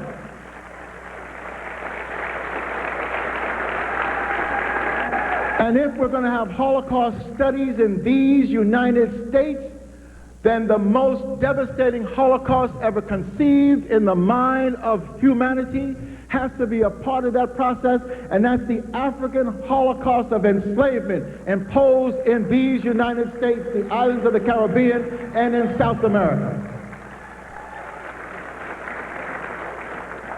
And after we have this in place, then we'll worry about the various other processes of Holocaust that took place, because all of them come out of this system of white supremacy, and we need to appreciate and understand that. But that which occurred in Europe, the European Nazi Holocaust of the European Jew, has to do with white-on-white crime. It has nothing to do with African peoples, Asian peoples, Native American peoples. That's why they're coming at us. Because power is the ability to define reality and have other people respond to your definition, and we redefine that reality. And you're going to have to deal, the world is going to have to deal with the Holocaust of African peoples. We can't expect to have a meaningful 21st century unless we deal with it. And in the African tradition, we've got to remember those who went before us. We've got to remember our African ancestors. And a very simple tradition is a part of that. That's the libation. Nothing important happens in the African world without a libation. We're about to make a major breakthrough in terms of recapturing the African mind, liberating the African mind and spirit. So this is a major endeavor, and it's necessary for me to have the libation. Libation in the African communal process means that you participate. You don't sit there like Negroes from Howard without anything to say. As the water is poured to the ground, you acknowledge it in an African tongue if possible. Acknowledge it in the Yoruba tongue and civilization, Ashe. Acknowledge it in the Akan Tenon civilization, Yao. Acknowledge it in any African language that you may know. Hotep in the ancient Medu Neter. But don't sit there like Negroes from Washington without anything to say. Our studies are raising the Holocaust of African enslavement is to acknowledge the hundreds of millions lost in the wars in Africa, in the Middle Passage, and in the hells of North America, South America, and the Caribbean. And we include the Native Americans, our blood and our family in that. So in the name of Africans who began the march of humankind in the womb of Mother Africa, we ask these Africans to be with us, to strengthen us, and give us a vision for the future. In the name of the Africans who began the march of humankind in the womb of Mother Africa, Great Lakes region, and marched down the Nile Valley, 4,000 miles of the Nile, the Blue Nile, the White Nile, the Atabara, laying the foundations of culture and civilization, raising their pyramids and temples to their God concept. We ask these Africans, the great Khufu, the great Khafra, the great Menkaura, we ask these Africans, the great Zoser, the great Imhotep, to be with us, to strengthen us, and give us a vision for the future. In the name of these Africans who laid this enormous foundation of culture and civilization for the world, laying the foundations of science and medicine, laying the foundation of architecture, laying the foundation of diplomacy, laying the foundation of statecraft, these Africans who laid the moral barometers, philosophy, Africans who opened up Africa to other peoples and laid the foundations for Judaism, Christianity, Greek civilization, and Islam. We ask these Africans to be with us, to strengthen us, and give us a vision for the future. We ask these Africans who took this culture of liberation, this culture of respect, this culture of love, this culture of balance, the culture called Mayat. We ask these Africans who took this culture and took it down into southern Africa and built the stone cities of Zimbabwe.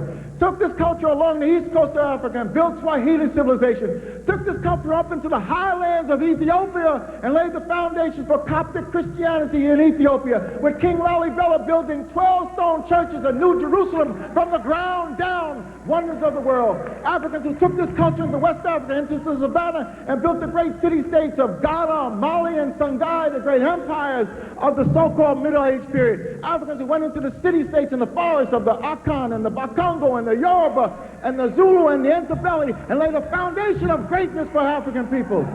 We ask these Africans to be with us, to strengthen us, and give us a vision for the future. We ask these Africans who were pulled out of Africa, taken out of their villages, raped and pillaged in a destructive process conceived in Europe, ships coming to Africa, hanging on the coast of Africa, inducing Africans to become involved in this system of death. We ask these Africans yanked out of their villages all along the coast of Africa, put into the concentration camps, the dungeons, the Dachau, the Buchenwald along the coast of Africa, in Ghana and Ivory Coast, in Goree, in Nigeria, in Dahomey, in Benin, in Angola, all around the coast of Africa, to Fort Jesus in Mombasa. We ask these Africans put into these concentration camps of death to wait those death ships that came in the night, the death ships that took us across the Middle Passage. We ask these Africans who died in the holes of these ships to be with us, to strengthen us, and give us a vision for the future.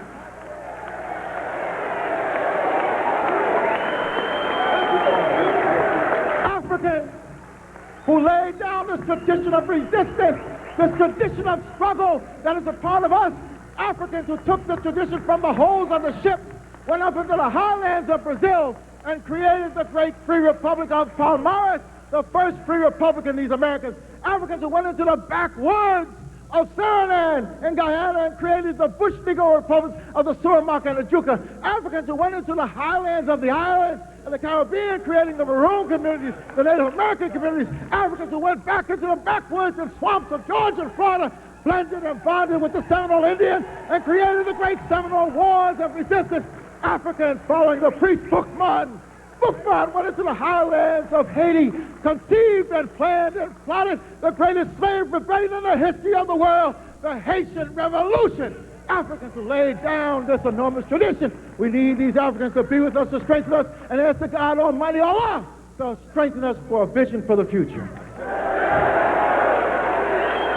We ask these Africans who continue this tradition of liberation and struggle, Africans who spoke to the heart and spirit of Nat Turner, Denmark Vesey, Africans who spoke to the heart of Nani and Kojo in the Caribbean, Africans who spoke to the heart of your great-grandparents who left this enormous tradition of struggle and liberation It is on this tradition that we stand. It is this tradition that is nourishing us. It is this tradition that will prepare us for a meaningful future. And we ask the God, force, and the universe and these ancestors to be with us, to strengthen us, and give us a vision for the future. And we do this in the name of African posterity.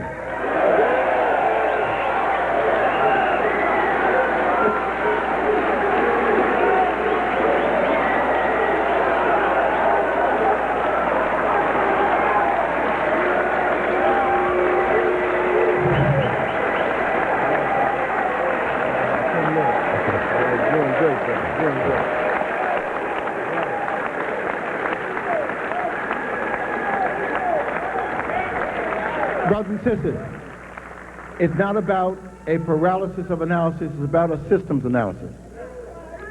That which I laid down before you is in the books. That which I laid down before you is in the oral tradition. It's knowledge that you can tap into. Organize around it, form the study groups, because we have to destroy this devastation of the Holocaust that is still with us. As we look at this thing in a systemic way, we can see there are three levels or stages of the great African Holocaust that we need to master. One is the Holocaust of enslavement, in which ships left Europe. Ships left Europe, planned a process of destruction in Europe, financed in Europe, ensured by Europeans, Jews and Gentiles, Catholics and Protestants, financing the process of our death and destruction. The triangular slave trade is the key to understanding the African Holocaust. Ships left Europe and went to the coast of Africa. And in the imposition of the European on the coast of Africa are the forts and dungeons along the coast of Ghana alone. Every summer we go on a pilgrimage to Africa to commune with our ancestors. If you wonder why Dr. Jeffries has the strength that he has to resist this system of death and destruction, it is because every summer he is in those dungeons where the blood and spirit of our ancestors speaks to me, and it allows me to go forth with an unusual strength that you have to tap into and understand. We will be going to Africa again in July and again in August. I was there when the attack came in '91. I was communing with the ancestors. I was standing in the dirt and the blood that for hundreds of years had yanked our people out of Africa. I was in those dungeons, and when they blew out the candles and turned out the lights, we were in utter and complete blackness, where nothing could be heard but the pounding of our heart and the mourning of our people. This is a process that lasted from 1482 in the dungeon of Omina until the 1980s. It's still going on, brothers and sisters. The death and destruction is still going on. That's the third stage of the Holocaust. Holocaust of enslavement.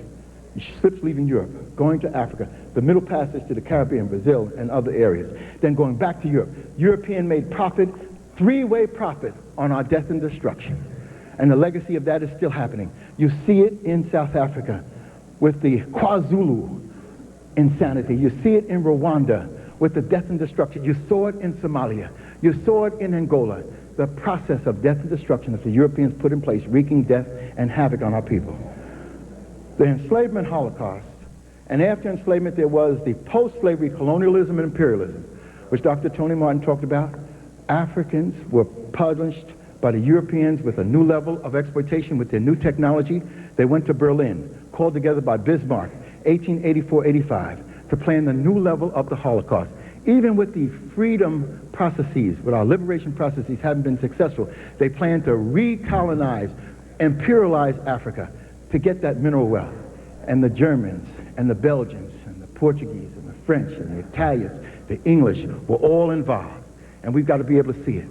Jews and Gentiles were involved in our destruction. That is the second phase, imperialism and colonialism. The third phase is now. It's debt slavery. Debt slavery is what they have us into now. The Holocaust continues. We can't go into the 21st century with debt slavery hanging around us. And the only way we can deal with it is to raise the question of reparations. Reparations has to be raised on the international stage so we can deal with debt slavery.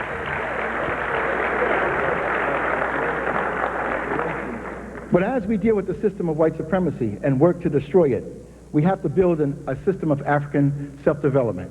And that is when Pan-Africanism comes into play. We just came from the 7th Pan-African Congress in Uganda, where hundreds, thousands of our people were mapping out a meaningful future for African peoples. The question of reparations has been raised over and over again. It was raised in England. I have a document from our brothers in England. It was raised in the Caribbean. It has been raised in Africa. There was a conference on reparations in Nigeria in '92 in December. There was another conference that just took place last April. I would have been there, but we had the trial. Reparations is a major issue. You've got to start studying, start getting the information so you can be a part of this process. Your history is the most enormous history in the world, no matter where you look at it. And you need to be a part of it. Even in enslavement, nobody has the history of struggle and liberation that was laid down by our peoples. So it is up to you to make the difference. We need to build a Pan-African system of African development as we march into the 21st century. Let me leave you with a couple of images which I think are important. Most of the information that we're talking about is in these books. I don't go anywhere without my armor. The most important armor that you have is the information and the knowledge. Armed with a critical mind, you are the most dangerous part of the human family, a critical thinking African. It's in these books. You want to understand the Middle Passage and slavery in the Caribbean? Tap into the School of Knowledge developed by Eric Williams. This is one book called From Columbus to Castro. His other great work was Capitalism and Slavery. But there's a whole school of knowledge that these brothers have been a part of. If you want to talk about the system of linking Europe and Africa and the New World, then you've got to deal with the spirit of Walter Rodney, the scholarship of Walter Rodney, the mind of Walter Rodney. And this book, How Europe Underdeveloped Africa, tells us about the systemic relationship of the Europeans in relationship to Africa and the destruction and death that it was wrought. If you want to deal with other people who say they weren't involved in our enslavement, but we know they were because they wrote about it, then you've got to have a serious analytical process and study. Get the books. They wrote the books. It's there. Get Lopez of Newport, colonial American merchant prince who was hooked up with Washington himself in the enslavement process. This is a Portuguese Jew who was involved in a serious way in enslavement. You need to get the books and get serious.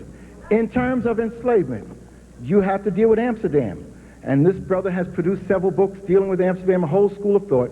And it's in Amsterdam that the Jewish community was invited by the Protestants to join in the enslavement and the destruction of African peoples. European Jewry in the Age of Mercantilism, 1550 to 1750. The book is written by Jonathan Israel. He has 5 major books dealing with the relationship of Amsterdam and the Jewish community to the Sephardic Jewish community that was in the New World. You've got to understand, as Tony was saying, Dr. Tony Martin was saying, the importance of Suriname. You need to see the connection between Amsterdam, which became the leading slave port in the 1600s and 1700s, and the connection between Amsterdam and Fort Amsterdam along the coast of Africa in a place called Abanzi, and the connection between Amsterdam and Fort Amsterdam with New Amsterdam, which was the name for New York before it was changed to the Duke of York.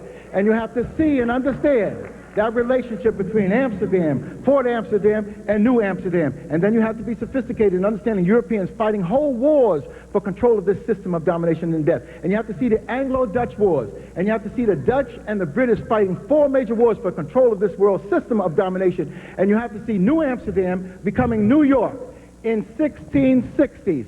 But what the Dutch gave up in terms of New Amsterdam was made up by picking up the New Netherlands, which became Suriname. And it became the leading slave port, slave colony of the Dutch. And in New Amsterdam, New Netherlands, called Suriname, at the height of enslavement in the 1730s, 400 plantations on the Jodin Savannah, the Jewish Savannah that Tony Martin mentioned. 115 of the 400 plantations were controlled and dominated by the Jewish community, the Sephardic Jewish community. And in those 115 plantations, they had 10,000 enslaved Africans. That's their own history. Don't take my word for it. Get a book called Economic Activities of the Jews of Amsterdam by Herbert Bloom. There are 40 or 50 books in my arsenal which deals with this. For people to go into denial and call us anti when they have been involved just like everybody else. The biggest economic exploitation in the history of the world, and you think that rich merchants and bankers who happen to be Jewish were not going to be involved in it? The Pope has apologized for the Catholic Church initiating enslavement. We know that the Protestants immediately got involved and compromised the Protestant Reformation. The Dutch, the Danes, the Belgians, the Swiss, the Brandenburg Germans were all involved. The Irish, the Italians, the English. It was a multicultural and multi-ethnic endeavor of the first kind.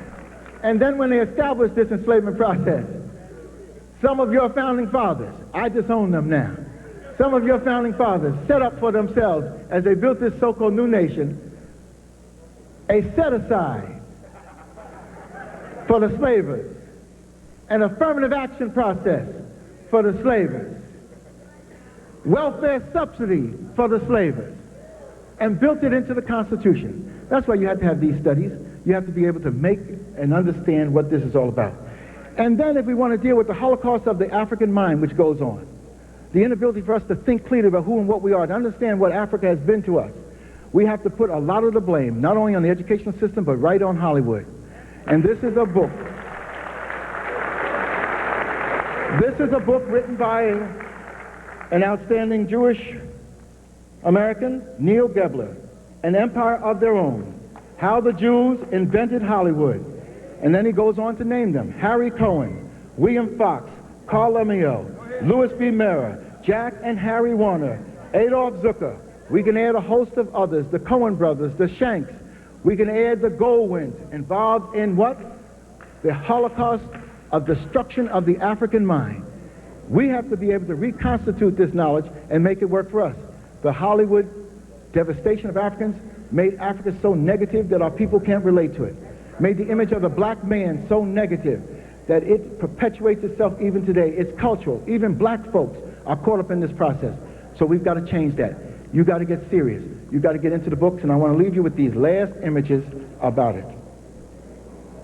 If they beat up on us because we were talking about a curriculum of inclusion, you have to understand what was the real deal. This is the Curriculum of Inclusion document, which we put together, a team of scholars, Asian, Latino, Native American, and African, myself included, July '89. And the reason for the attack was because we were dealing with the truth of our experience, Africa, the mother of human civilization and culture, but more important, we were dealing with the Nile Valley. There is an attack, which Dr. Khalid and myself are well aware of, Dr. Tony Martin, not about anti-Semitism. That's not the basis of what this is all about. But it's anti-Kemetism, the inability to deal with the significance of the Nile Valley. When we went to Harvard a couple of years ago, we announced very clearly that it was about anti-Kemetism and not about anti-Semitism. It's about the inability to deal with the African Holocaust, and Christopher Columbus is a symbol of that, as Dr. Clark has written. Christopher Columbus and the African Holocaust, slavery and the rise of European capitalism. It's about us tapping into this knowledge and talking about it. That's what this Albany speech was all about. I call it the greatest speech since the Gettysburg Address, because it raised the key issues that we had to raise. This and other things are available for you to help us with the legal struggle as we put together the war chest. We even have a tape of Dr. Jeffrey's encounter with this African knowledge with Ed Koch, and that is available. It'll probably be part of a major book that we're putting together. But I want to leave you with these last images quickly, because I know my brother is on me because he's got to let our brother Khalid come here.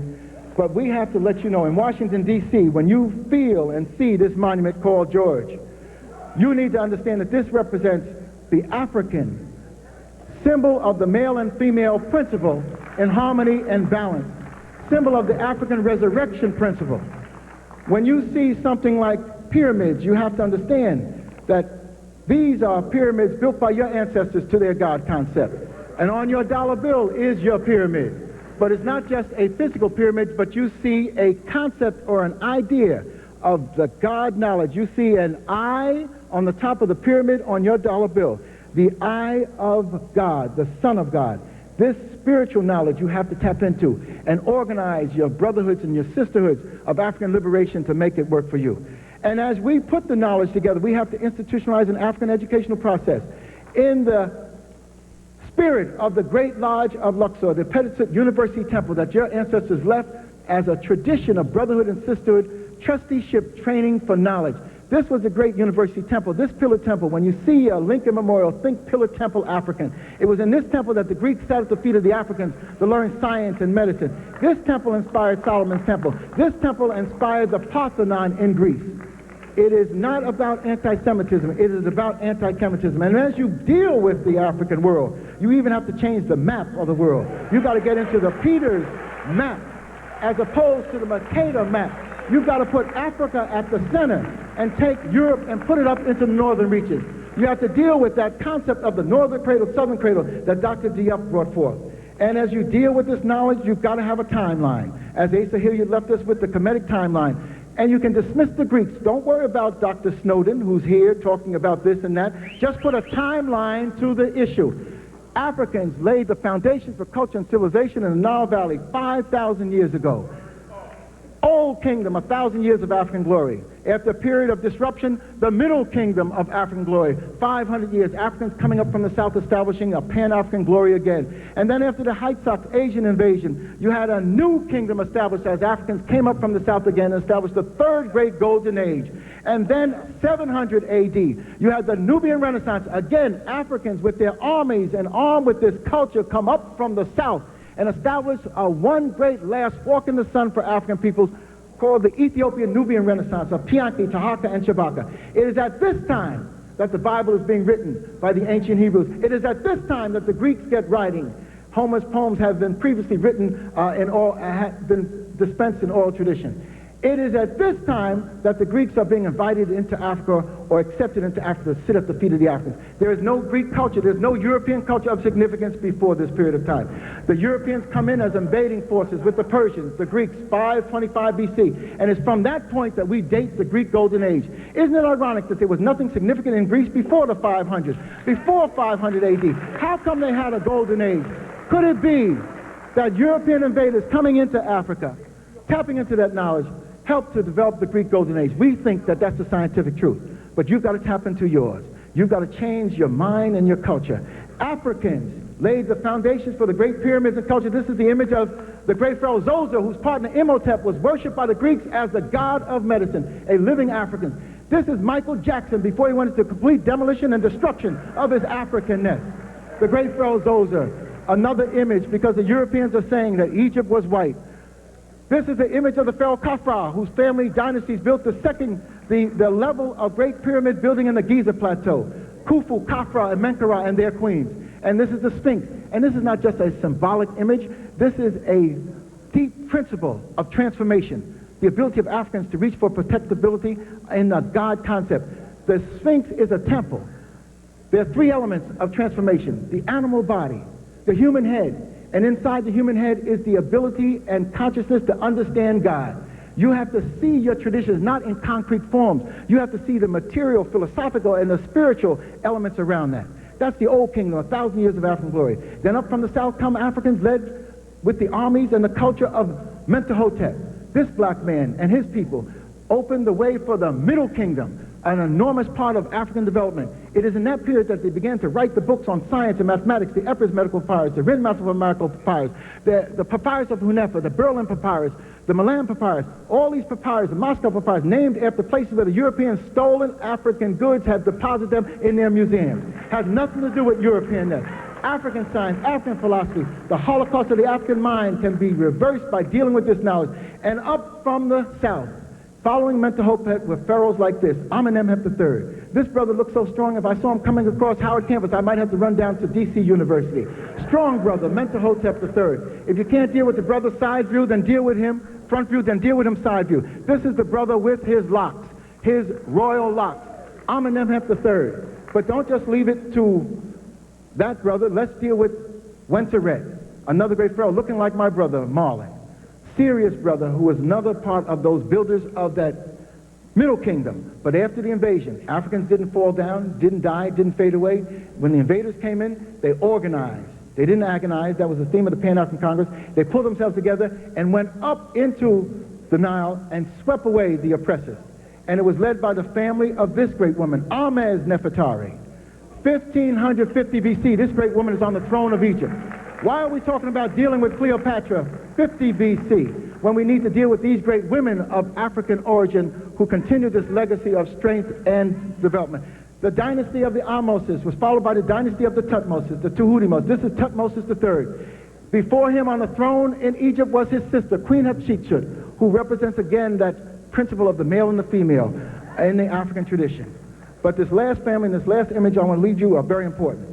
Europeans will give you a tidbit on African knowledge and culture. This is the family of the Ahmoses that followed the family of the Thutmoses that followed the family of the Ahmoses. This dynasty you have bits and pieces of, the boy king Tutankhamun. But how come we don't deal with his family? If he was a boy king, he must have had a family. He married, the boy king married Ankhesemen, the daughter of Nefertiti. She had 6 daughters. How come you never see them together? And if Nefertiti is the mother-in-law of King Tut, how come you only see Nefertiti by herself? You never see Nefertiti in a family way. Nefertiti was of mixed African Asian background coming from Mitanni, outside of Africa, an area now called Turkey. Nefertiti was brought into the royal family to marry as part of a diplomatic relationship. She was brought in and she married into the royal family, into one of the greatest Africans ever to live, the great pharaoh Akhenaten, Amenhotep IV. How come you never see this brother with his African wife? Could it be that if you put this African in the equation, it would clearly be not about anti-Semitism, but about anti-Kemetism? Because if you put this black man in the equation, then you've got to put his mama. All of us come from the womb of an African mama, and when you put Akhenaten in the picture, when you put Tutankhamun in the picture, when you put Nefertiti in the picture, you've got to put the greatest woman in the history of the ancient world, a symbol of your mother and mine, your grandmother and mine, the mother of Akhenaten, the consort of the great pharaoh Amenhotep III, one of the greatest men in the history of the world. It is this woman who has to sing to our heart. She was one of the greatest women in the history of the world, and her name is not in anybody's history book. This was the mother-in-law of Nefertiti. She arranged for Nefertiti to come into Egypt and be a part of the royal family. How come she's never mentioned? She birthed Akhenaten, one of the greatest men in the history of the world, who's worshipped by white folks even today as the light of the world in the Rosicrucian movement. How come he is not and she is not together? How come you don't see her with her great husband Amenhotep III, who built and expanded the Great Lodge of Luxor, the greatest building of the ancient world? Could it be that it's about anti-Semitism? It's not about anti-Semitism, it's about anti-Kemetism. And the boy king Tutankhamun needs to be seen in a family way. And just let me leave you with this last thing, because this is very important. In the harbor of New York, they have a Statue of Liberty. And most of us have been trained and taught to have the pitter-patter of the heart around the Statue of Liberty that was there with its light to welcome the immigrants. I'm saying to the world again, as I've said many times, and I'm waiting for their scholars to come and challenge us.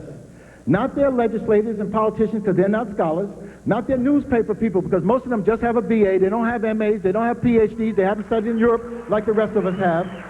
We're asking for their scholars to come forth to deal with this question of the African Holocaust in intellectual terms, in terms of it's not about anti-Semitism, it's about anti-Kemetism.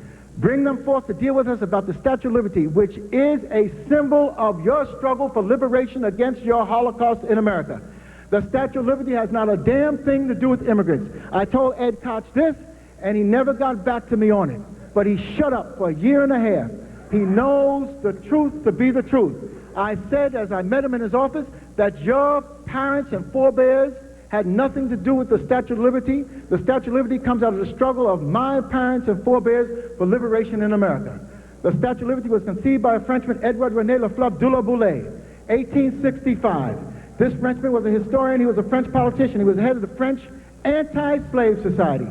And as I pursued this documentation and information on what the statue was all about, I went to the French consulate in New York, and they gave me this magazine called Liberty. And there at the bottom is Edouard René Lafleur de la Boulaye. There is Bartholdi, the sculptor who developed the Statue of Liberty. Edouard René Lafleur de la Boulaye came up with the idea in 1865, in one of the greatest moments in the history of the world, when our people struggling for liberation freed themselves in America and let 4 million of our people go free. It was at this moment that this Frenchman, who was a part of a libertarian tradition in France, who supported John Brown and sent his widow a gold medal, this Frenchman came up with the idea of a Statue of Liberty, because now America had this yoke of enslavement off its back. And the first image was sculptured by Bartholdi because he had been to Africa as a 19-year-old and inspired by the Nile Valley. And when he realized that Bartholdi wanted, that Edward René Lafleur Abdullah Boulay wanted another important image, he went back to the Nile and created the first image of the Statue of Liberty as a black woman holding the broken chains of enslavement. But a white America could not accept the black image of liberty. And they were about, after we freed ourselves and saved this nation, trying to put us back into semi-slavery with the second phase of the Holocaust, of tenant farming and wage slavery. And this Frenchman had this image created, but when he realized a racist white America, symbol of the system of white supremacy, could not accept the black image, he refashioned it into the image of his mother using his girlfriend as a model, a white image. Put a torch in her hand, put a book of laws under her arm, but he could not deny the truth of the origin of the Statue of Liberty. And even today, at the foot of the white, reworked Statue of Liberty are the chains of enslavement that represents African liberation and struggle. We have to understand that as we raise all of these fundamental questions and redefine the history, white folks are not going to be comfortable. Negroes are not going to be comfortable. But we're going to have to pursue this because it is part of our sacred mission. And as Marcus Garvey says, up you mighty race, you can accomplish what you will.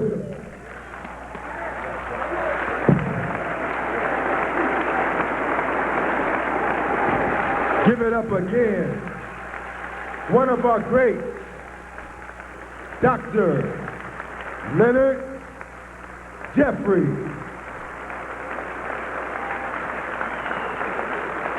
Dr. Leonard Jeffrey.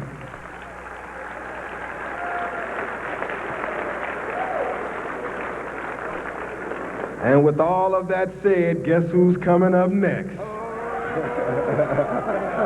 The fire has only begun to burn tonight. Brothers and sisters, it's reparations or else. Reparations or else. We will not stop. What we want to do, brothers and sisters, very briefly, is where Unity Nation is sponsoring a conference, a major conference in the fall, where we're going to have this as a piece of a major 7-day conference. We hope you appreciate the work that we've been doing, and we want you to back us, so there are going to be a few receptacles going around, and if you donate and help us out and give us some charity, $10, $20. If you want to make a check out to Unity Nation, we will take your money and fight on the front lines for you. So as the receptacles are passed around, please assist us in the work that we're doing. Who we supporting for mayor? Who we supporting for the next mayor? Who? Marion Barry. No question about it. Unity Nation officially endorses Marion Barry to return to the mayor's office as a symbol for the resurrection and the rise of all of our people. We back Marion Barry.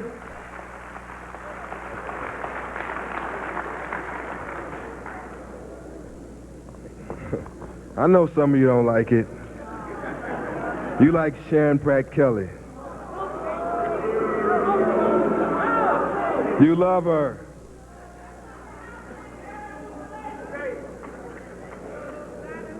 Where the button?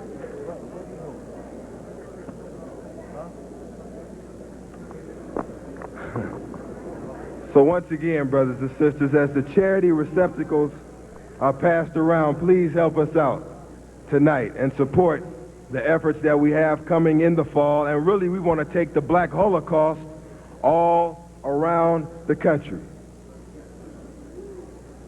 So, brothers and sisters, are we ready now to receive the sword? The man who was repudiated by the president, repudiated by the vice president, repudiated by the House, repudiated by the Senate, repudiated by some handkerchief head, buck dancing Negroes. But he has been repudiated and denounced, but we announce Brother Khalid and say who he is. He's a freedom fighter. He's a soldier.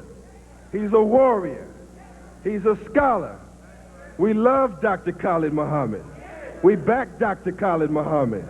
We always want to continue to hear from Dr. Khalid Muhammad. As we sat and we had dinner last night with the Honorable Louis Farrakhan, who was visiting in town, he told us that we were winning this war on all fronts. And he told us to continue the work that we were doing. So Brother Khalid is now more popular than ever. The white man made a big mistake by jumping on this bald-headed black man, because this black man now will become more loved and endeared than ever. Are you ready to hear from Dr. Khalid Muhammad? Are you ready to hear from the baddest bald-headed black man on the 196,940,000 square miles of the planet Earth? Let us bring on our brother, Dr. Khalid Abdul Muhammad, the sword. Receive him.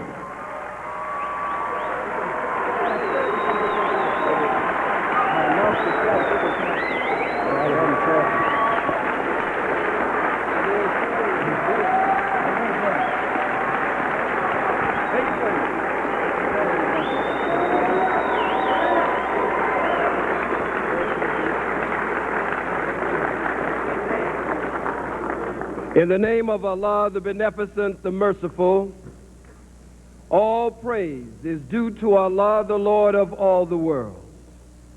I bear witness that there is but one God, whose spirit and power and force came to us in the person of Master Farad Muhammad, to whom praise is due forever. And we thank that one God for raising up his messenger and his Messiah, the most honorable Elijah Muhammad. And we thank the two of them for the man who is anointed and appointed for this hour of our resurrection and our rise, the champion of the liberation and salvation of the black nation. I speak of none other than the Honorable Minister Louis Farrakhan, in the name of Master Farad Muhammad, the most honorable Elijah Muhammad, and the Honorable Minister Louis Farrakhan. I greet you, my beloved and beautiful black sisters and brothers and others, with the greeting words of peace. Assalamu alaikum. Hotep. Alafia. Free the land. What's up? And black laws for all black people. It is indeed my honor to be a part of history.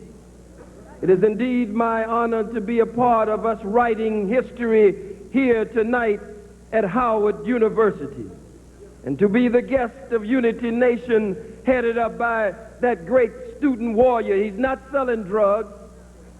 He's not a young man who can be found in the highways and byways of America, actually involved in crime that the white man has set up for young black men and women to participate in. But he's a freedom fighter. He's a young student that is standing up for the liberation of his people and fighting for his people's resurrection and rise.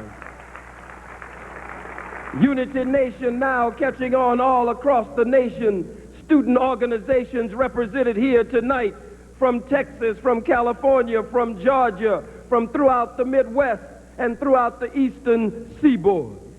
And so to be a part of this evening at this Black Holocaust Memorial, to Brother Malik Zulu Shabazz, our host, to Dr. Tony Martin, Dr. Steve Coakley, Dr. Leonard Jeffries, to the representative of the Honorable Minister Louis Farrakhan in this city of Washington, D.C., Minister Sean Muhammad, to our regional minister, Dr. and Minister Arif Muhammad, a graduate of the Howard University Law School, to that great fighter who has laid a foundation in this area, Minister and Dr. Aleem Muhammad, to Minister Fariz Hadi, representing the Honorable Silas Muhammad. And I don't know if he is present, but our great elder, Dr. Robert Brock, Brother James Cameron, Sheikh Shabazz, Brother Duno, and others who have fought for us in this great struggle. In the Hall of Remembrance of the Jewish Holocaust Memorial, as my young son Farrakhan, who is seated here, give him a black hand, Brother Malik, and Brother Malik, Zulu Shabazz, and others who were with us as we stood in the Hall of Remembrance of the Holocaust Memorial. Thank you, son.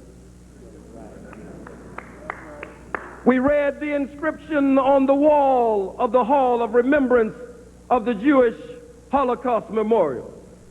And let these words be imprinted on our hearts and in our minds here tonight.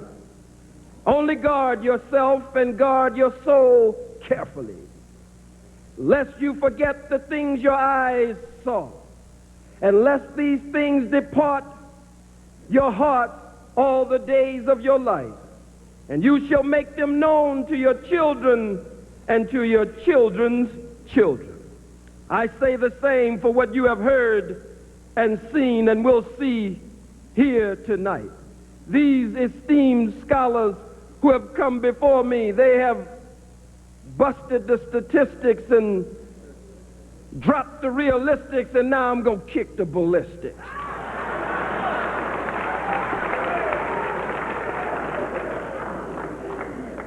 We set forth here tonight that the black Holocaust is 100 times worse than the so-called Jew Holocaust.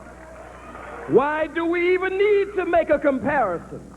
Because it was the old no-good President Buck-Tooth Jimmy Carter who stepped out and stepped forward when they were beginning to prepare to build the Jewish Holocaust Memorial. It was Jimmy Carter who said that it was the most unspeakable crime in the history of all time. He made a statement of comparison.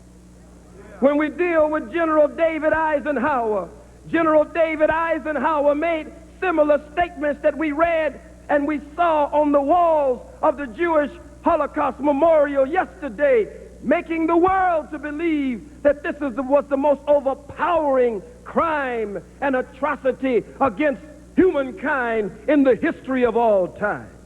Everyone has come and said that it is the worst Holocaust that has ever existed, but all of a sudden when we come out on you, you now back down and claim that you never made a comparison.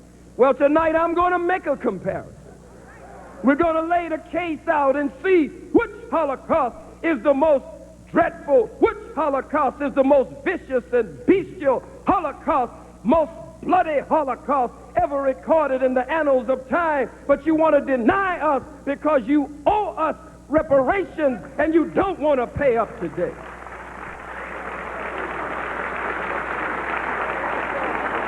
The so-called Jew Holocaust. And I say so-called Jew because he's not a real Jew. He's a Johnny-come-lately Jew who just crawled out of the caves and hills of Europe just a few days ago. So you're not even a real Jew, buddy. The so-called Jew Holocaust lasted, you with me? Because I got to drop this stuff tonight because I'm a truth terrorist. I'm a knowledge gangster.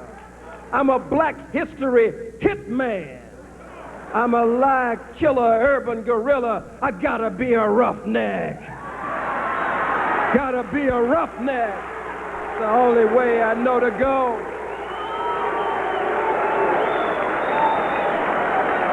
The Jew Holocaust lasted 10 years. But the Holocaust of the black man and woman lasted over 5 100 years. Let's look at it.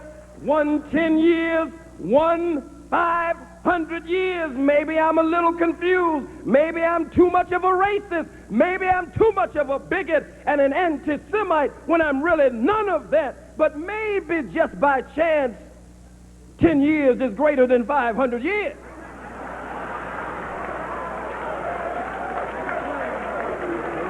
Let's kick the ballistics. You say you lost 6 million, and we question that. You say you lost 6 million, but for the sake of argument, we'll give you 6 million. We lost over 600 million lives in the Black Holocaust over the past 6,000 years and over the past 400 to 500 years in specific. Maybe I'm a little bit confused. Maybe I'm too big a racist or an anti-Semite or a bigot. And maybe somehow 6 million is greater than 600 million. That possibility is there. You have your Schindler's List, which is really a swindler's list, because you were involved in the slave trade. You were involved, and you don't want to actually accept your involvement because you too want to escape reparations. You want to escape reparations and what is due the black man and black woman. Let's look at it. You talk about the death marches. My guide was a very nice lady, Miss Sarah Bloomfield. She worked very closely with my son, Farrakhan, and I as we were there. And we listened to Miss Bloomfield closely and carefully. We didn't go in for a show. We went in to study. We went in to do research.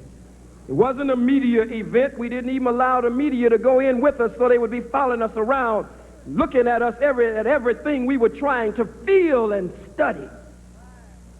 My son and I, we looked. Yes, we were sensitive to what we saw, pain and suffering. We're the chosen people of God. We are a spiritual people by nature, and we feel the pain and suffering of any people anywhere on the face of the planet Earth, even the people who helped to put us in this condition. So maybe we need to reevaluate that. My son looked at some of the Germans killing the Jews, so-called Jews, and he said, "This is sick, Daddy." And as we looked at it, feeling that, we saw where you talked about the death marches, where the Jews were forced in mass to move from one camp to the next camp, from one ghetto to the next ghetto. But what about the death marches in Africa?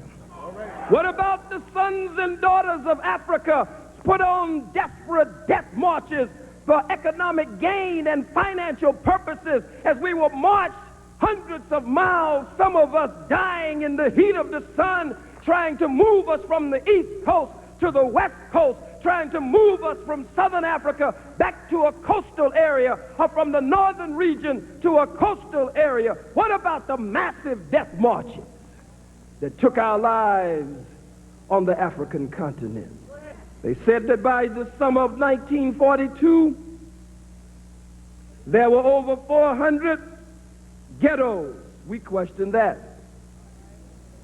That the Jews were forced and confined into over 400 ghettos. Well, you might have 400 ghettos in just one state, one county. You are removed from your ghettos of Warsaw and Krakow. You are removed from your ghettos, white Jew. But these, the sons and daughters of Africa, we are still in the ghettos of white America to this very day that we sit here tonight. We are still in our ghettos. You talked about how they had to build overhead sidewalks, that Jews were not allowed to walk with the Germans. They built overhead sidewalks.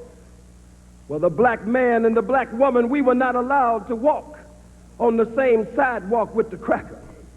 When old snuff-dipping, tobacco-chewing, salt-chewing, overall-wearing Peckerwood was on the sidewalk, we had to jump out in the street and let the Peckerwood walk on the sidewalk. They even had what was called laughing barrels. If we were talking and something was funny to us, we couldn't even laugh openly. We had to go and open a barrel up. I've seen some of them in Charleston down in the Carolinas, and stick our head down in the barrel and laugh so that when we came back up in the presence of white folks, we were straight-faced. Let's look at it.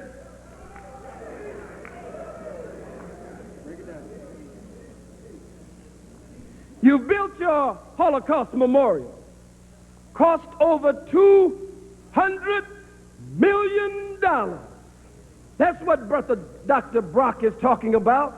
That's what Brother James Cameron is talking about in Milwaukee, Wisconsin, who is working to set up the Black Holocaust Museum there because of what happened to him and all of our people, but him in the summer, the month of August of 1930, where he was with his two friends, 16, 18, and 19, accused of raping a white woman, which they did not do. You've seen the picture of the brothers hanging there. And Brother James Cameron was the one of the three that escaped the hangman's noose. And now he is now setting up the Black Holocaust Museum in Milwaukee, and we should work to help him set it up, and we should set them up all over America. $200 million to set up your African Holocaust Museum, because the space should be ours. The $2 million should be ours. That's the point I'm making. It should be our African Holocaust Museum. But you, with a swindler's list, have swindled us, have stolen our birthright, and now our African Holocaust Museum, you claim it. They told me that you get $21 million yesterday, they said, a year, just for operating expenses alone. $21 million from the government of the United States of America just for operating expenses. Every year, your Holocaust, you say, took place in Germany, took place thousands of miles from here, but no museum, no Holocaust, no $200 million, no $21 million, not even $1,000, not $1 has been put aside. And our Holocaust took place and is still taking place right here on this soil, here in the hills of North America. You say you were herded away in boxcars. Where's the photo? Bring it around, Brother Steve. You were herded in boxcars. We were brought in the holds of slave ships. You say it was 1619, but white folks do lie. The Most Honorable Elijah Muhammad and the Honorable Minister Louis Farrakhan teach us that we came here in the year 1555. We didn't come on the Nina, the Pinta, nor the Santa Maria, not that way. And we didn't come on the Mayflower. We didn't land at Plymouth Rock. We got hit in the head with the damn rock. We came in the holds of ships to be made burden bearers for white America, stacked and packed like sardines in a can and like cockroaches in a Coke bottle. We lost over 150 to 200 million black lives just in the Middle Passage, just coming over between Africa and America. We have not only experienced a Holocaust, but we have paid a hell of a cost. I didn't come here tonight to be soft at a Black Holocaust observance. The white folks and the so-called white Jews, you've gotten me busted. And I accept the discipline and the judgment of my spiritual father, leader, teacher, and guide, the Honorable Minister Louis Farrakhan. There is no division in the Nation of Islam. I follow a divine chain of command. I'm saying, whoop, there it is. There it is. I follow a divine chain of command. But you've gotten me busted. So I'm no longer national assistant, no longer national spokesman, no longer national representative, no longer even a minister in the Nation of Islam. So nothing I say now can you attempt to use against God's man, the Honorable Minister Louis Farrakhan. None of my words can you attempt to use against him. You took a calculated risk that I would turn on my teacher. 30 years ago, we played out this same history with the history of Minister Malcolm X. El-Hajj, Malik El-Shabazz, Brother Omar Wali, and the Most Honorable Elijah Muhammad during the 60s. But the 6 is a 9 turned upside down. And these are the 90s. We're going to turn the 6 of the 60s right side up in the 90s and put a positive period behind that history of Elijah and Malcolm. There is no Malcolm without Elijah, and there is no Khalid without Farrakhan. Make no mistake about it. So you've gotten me busted. But you can't use my words against my teacher and my spiritual father anymore. And you've gotten me busted, and now I'm going to go buck wild on your behind. I'm not giving you no kind of break today. All praise is due to Allah. Going buck wild on you today. Free me up here. Free me up here. I'm going to be like a pit bulldog. And you know when a pit bulldog bites you in your backside, and that's the way I'm going to be on the Jew, that's the way I'm going to be on the rest of these peckerwoods and crackers. I came here tonight to be strong. I didn't come to lighten up, I came to tighten up. Didn't come to pin the tail on the donkey, I came to pin the tail on the honky. That's why I'm here tonight. All praise is due to Allah. All praise is due to Allah. Good evening. This is the truth hour. And don't you touch that dial. You stay tuned in to the truth hour.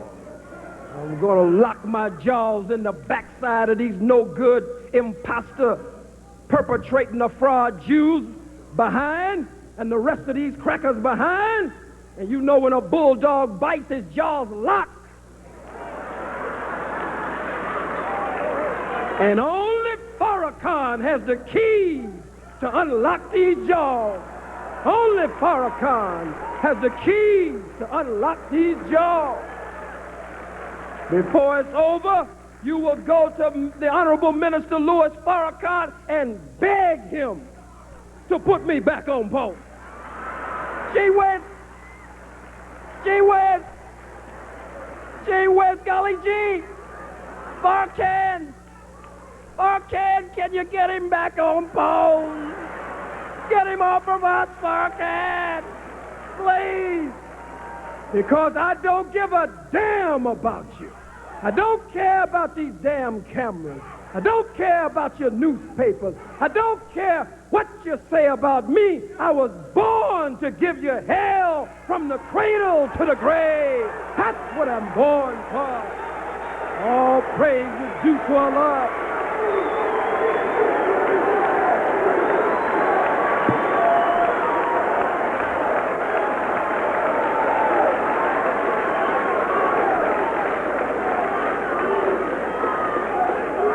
Not only will the so-called imposter Jew beg the Honorable Minister Louis Farrakhan. Not only will the other white folks beg him, but these half-baked, half-fried, boot-licking, butt-licking, buck-dancing, bamboozled, punkified, sissified, pasteurized, homogenized niggers and Uncle Toms will beg him too before it's all over.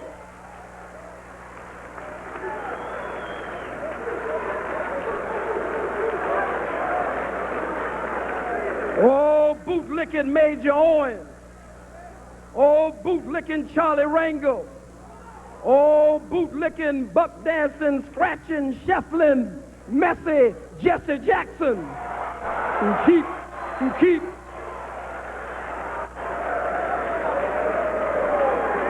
I am a somebody. I am a somebody for keep hope alive. I am a somebody. I don't rightly know who the hell I am, but I am somebody. I am a somebody.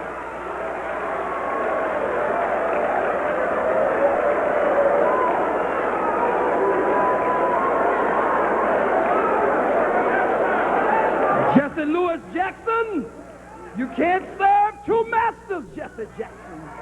You're a brilliant black man. We love you, Jesse Louis Jackson, but you gotta stop boot-licking and butt-licking and buck-dancing and bending over to give evil an opening. What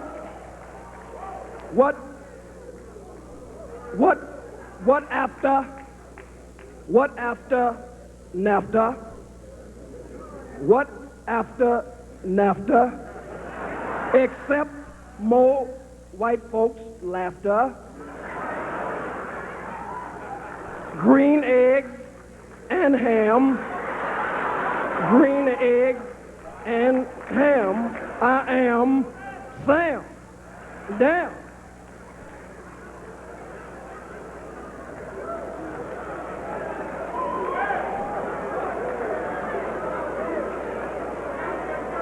Black people put in slavery.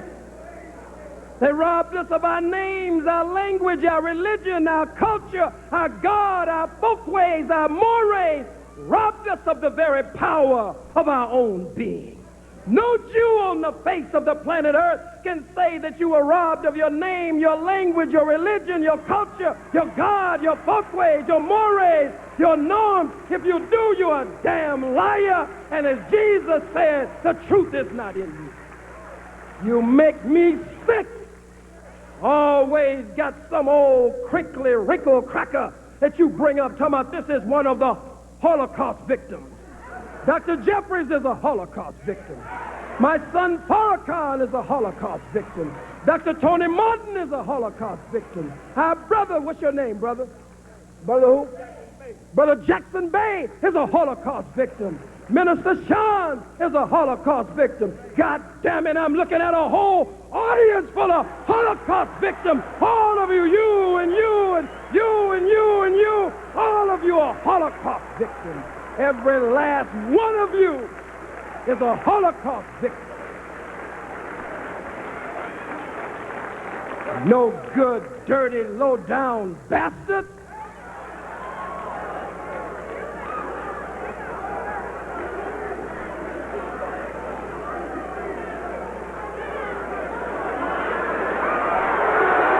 Praise be to Allah. Praise be to Allah.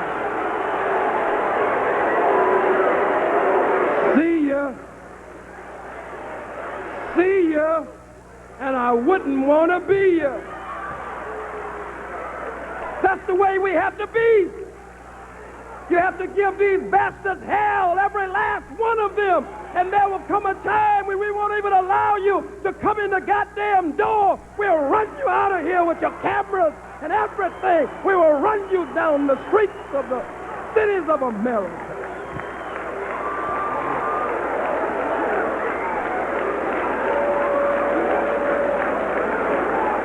Watch me.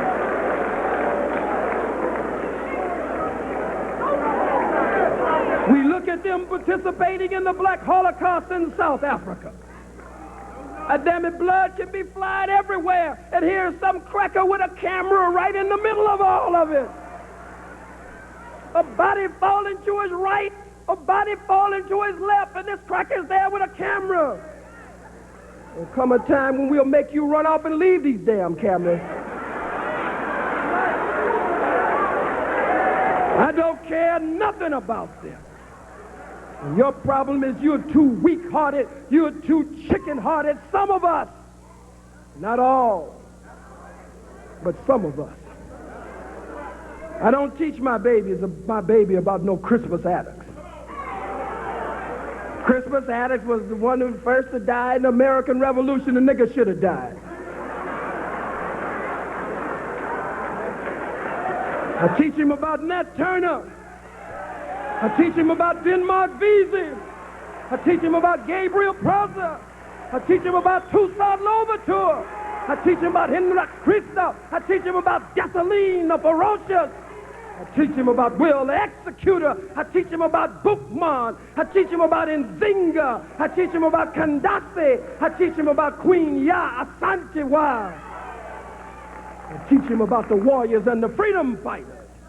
I teach my baby about Colin Ferguson, who caught the New York Railroad train just a few days ago.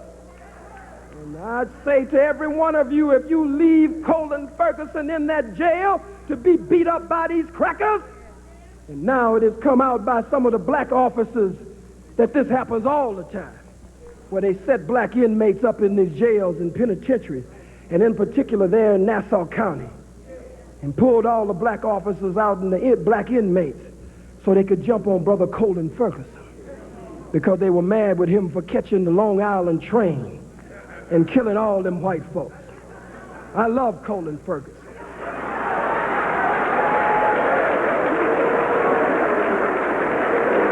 I have no official position, so I can say I love him. I love Colin Ferguson.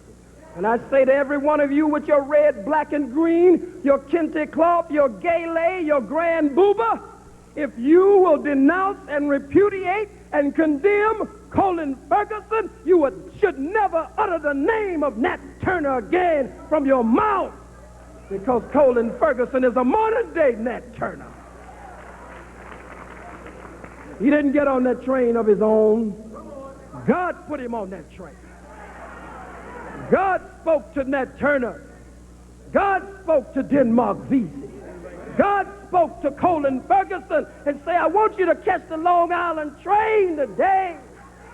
Let the church say amen. Let the church say amen again. Let the church say amen one more time. God spoke to Colin Ferguson and said, catch the train. Catch the train. And catch the train today, Colin.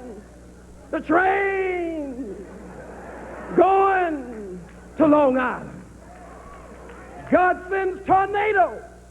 Is that right? God sends hurricanes. Is that right? God sends earthquakes. Is that right? Well, that day God sent Colin Ferguson. Is that right? God sent Colin Ferguson. If your Holocaust lasted 10 years and ours lasted 500, how can you compare, buddy? If you lost 6 million and we lost 600 million, that's 100 times more than yours. How can you compare, buddy? Huh? If you never lost your name, your language, your religion, your culture, your God, your folkways, your mores, your norms, and in most cases, you haven't lost your mind the way we have.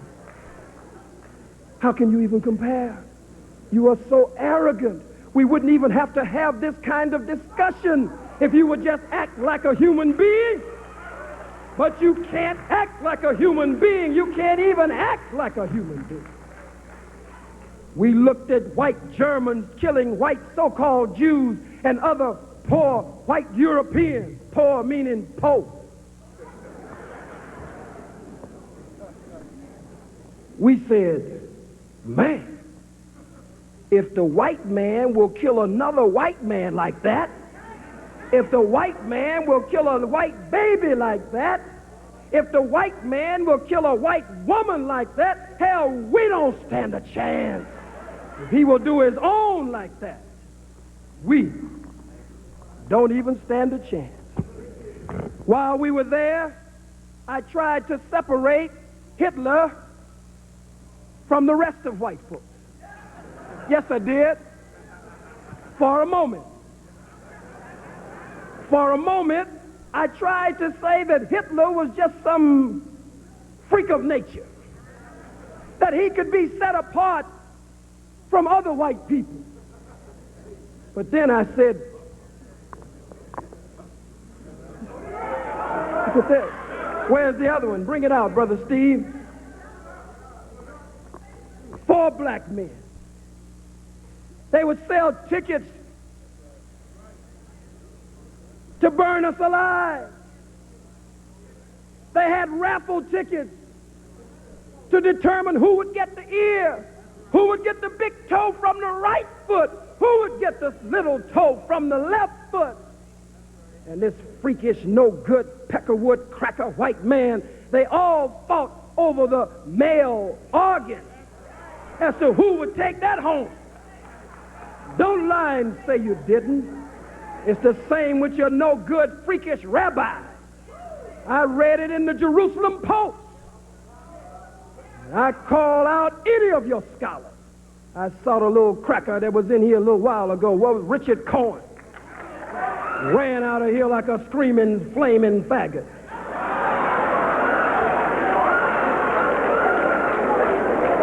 You hide behind these newspapers. I'm sorry, these Jews papers. You hide behind these Jews papers in these Jews rooms that you call newsrooms. And so you have the evening 6 o'clock, the 5 o'clock news. And the 10 o'clock news. News. You want to hide. We call you out to debate.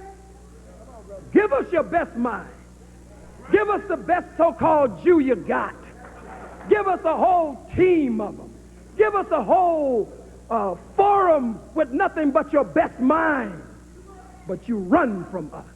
You hide from us. And I say to every black man in this audience, when the Honorable Minister Louis Farrakhan gives the call sometime within a year or so for 1 million black men to converge on Washington, D.C., not to sing "We Shall Overcome," every black man should be here. And black woman, if you got a black man who won't go, you should make sure he gets out of the house. You should make sure that he answers the call. Meanwhile, back at the ranch, I was in there honestly because of the spiritual qualities that are in the black man and black woman, God's chosen people. It operates in the revolutionaries, the freedom fighters, the revolutionary scholars, the revolutionary warrior students. It operates in all of us. I was actually trying to set Hitler apart from other white folks. But then I realized that I just couldn't do it. I say they sold tickets. They had excursions, caravans, train rides to see a major sporting event. A nigger lynched today. 2 niggers lynched today. 3 niggers, 4 niggers lynched today. Billie Holiday would sing the song, or Bessie Smith, one of them, about trees in the South with a strange fruit with blood at the root. This is the strange fruit.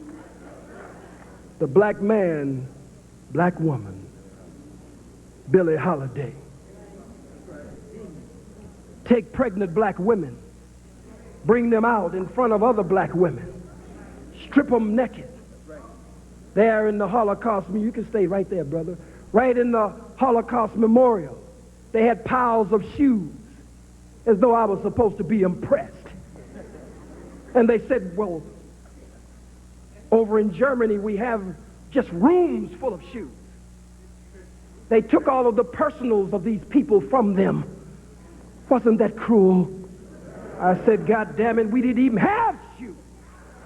You can't pile no shoes up in a room for us because we didn't even have shoes. When they took us from Africa, they stripped us of our diamonds and our gold and our silver, our material resource, our spiritual resource, and our human resource. Yes, sir. And when we came here, most of the time we didn't have shoes. We went barefoot. Huh? Right. Stripped the black woman of whatever little tattered rags she had. 9 months pregnant. Tie her up. Tie horses to one leg, horses to the other leg. Beat the horses, make them run in opposite directions until they rip and pull the black woman apart, and the unborn black baby fall from her, and a no-good cracker would bring another black woman out, her stomach full 9 months with the fruit of her womb, take his knife and stick it in her full stomach with the roundness of her stomach, rip it open and stick his AIDS, syphilis, gonorrhea hand inside and snatch the unborn black baby from her, throw it to the ground and crush the baby's head with his boot heel, and make other pregnant black women watch so that the adrenaline of fear would course its way through her veins and bathe her brains and touch the unborn life in her, hoping that the babies would be born afraid of a wicked, cruel slave master. Look at this no-good bastard. And some of you want to integrate with him. I believe in freedom and independence. I believe in separation and independence. A nation of our own. That's right. A nation of our own. That's the book.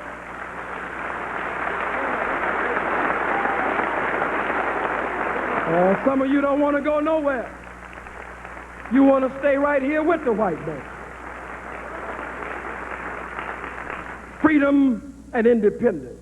If the founding fathers of America could call for freedom and independence under conditions that were nowhere near the conditions that we have been and are operating under today, why can't we call for freedom and independence, our own flag, our own nation, our own government, our own laws? But most of you just want to intellectualize the subject. You think we can read our way out of this. You better read, but you better get up and get ready to get free. Most of you want to sing, "We shall overcome." You better add another stanza, "We shall overrun."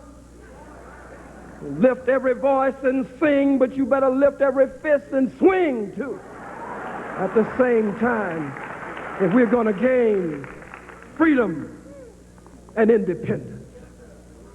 I'm a soldier. I was born that way. I don't care about nothing else but that. But aren't you afraid that you are going to get killed? Jesus, the black revolutionary Messiah, said, "He or she who seeks to save his life shall lose his life. And he who is willing to give his life for her life shall save their life." But I don't want to die for the cause. I'll kill for the cause. It's the only way we'll get free. But we got a mighty God that is backing us up today, sending irregular rain, snow, hail, and earthquake, and confusing the government of the white man and the minds of the white man. The Catholic Church admitted their role in slavery. The so-called Jews want to lie. We just were 2% of the population. Don't make no difference what percent you were. 75% of you, 2/3 of you, according to your own Jewish census takers and statistics, were involved in the slave trade. I didn't say 75% of all the slaves were owned by the Jews. I said 75% of the Jews owned slaves. But you put a spin on it and a twist on it to make it seem ridiculous because you're just a liar and the truth is not in you. As Jesus says in the 8th chapter of the book of John, that you are of your father the devil, and the lust of your father you will do. He was a murderer from the beginning He abode not in the truth because there's no truth in him. When he speaketh a lie, Jesus said, he's a liar and the father of the lie. And Jesus said that his word had no place in the Jews. Read John starting with the 8th chapter, starting with the 31st verse, down to the 44th verse.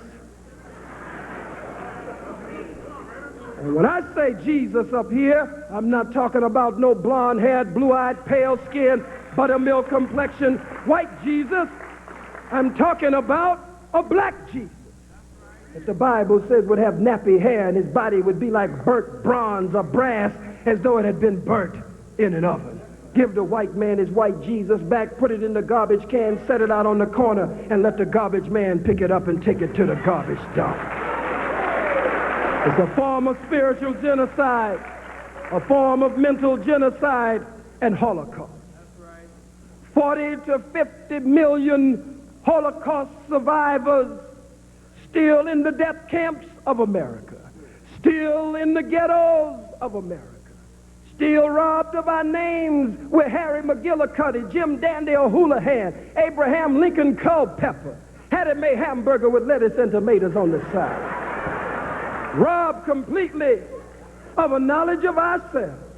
No other people in the annals of time have been so robbed and spoiled. The Bible said these are a people who are robbed and spoiled. They are snared in holes and hidden in prison houses. But we must rise up like Ra. Rise up like Ra. And take on a new life and take on a new birth. I say I criticize the Pope. I don't have any respect for the Pope. The hell you mean I called him a cracker? So damn what? The Pope don't like me. The Pope does not respect my leader and teacher, the Honorable Minister Louis Farrakhan. He has no respect for the most honorable Elijah Muhammad, and he is one of the perpetrators in our genocide and our current condition. You offer an apology? We're sorry. Everybody else gets reparations. Damn Jews get over 70 billion, over 100 billion. But you offer us, I'm you an apology. We are so sorry.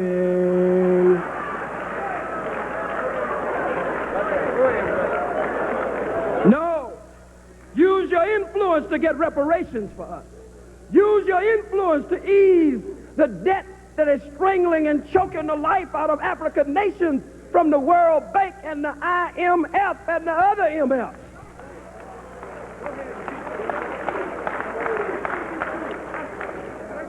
You say, and this is the first time you heard from me on this, and I think you should at a Black Holocaust observance.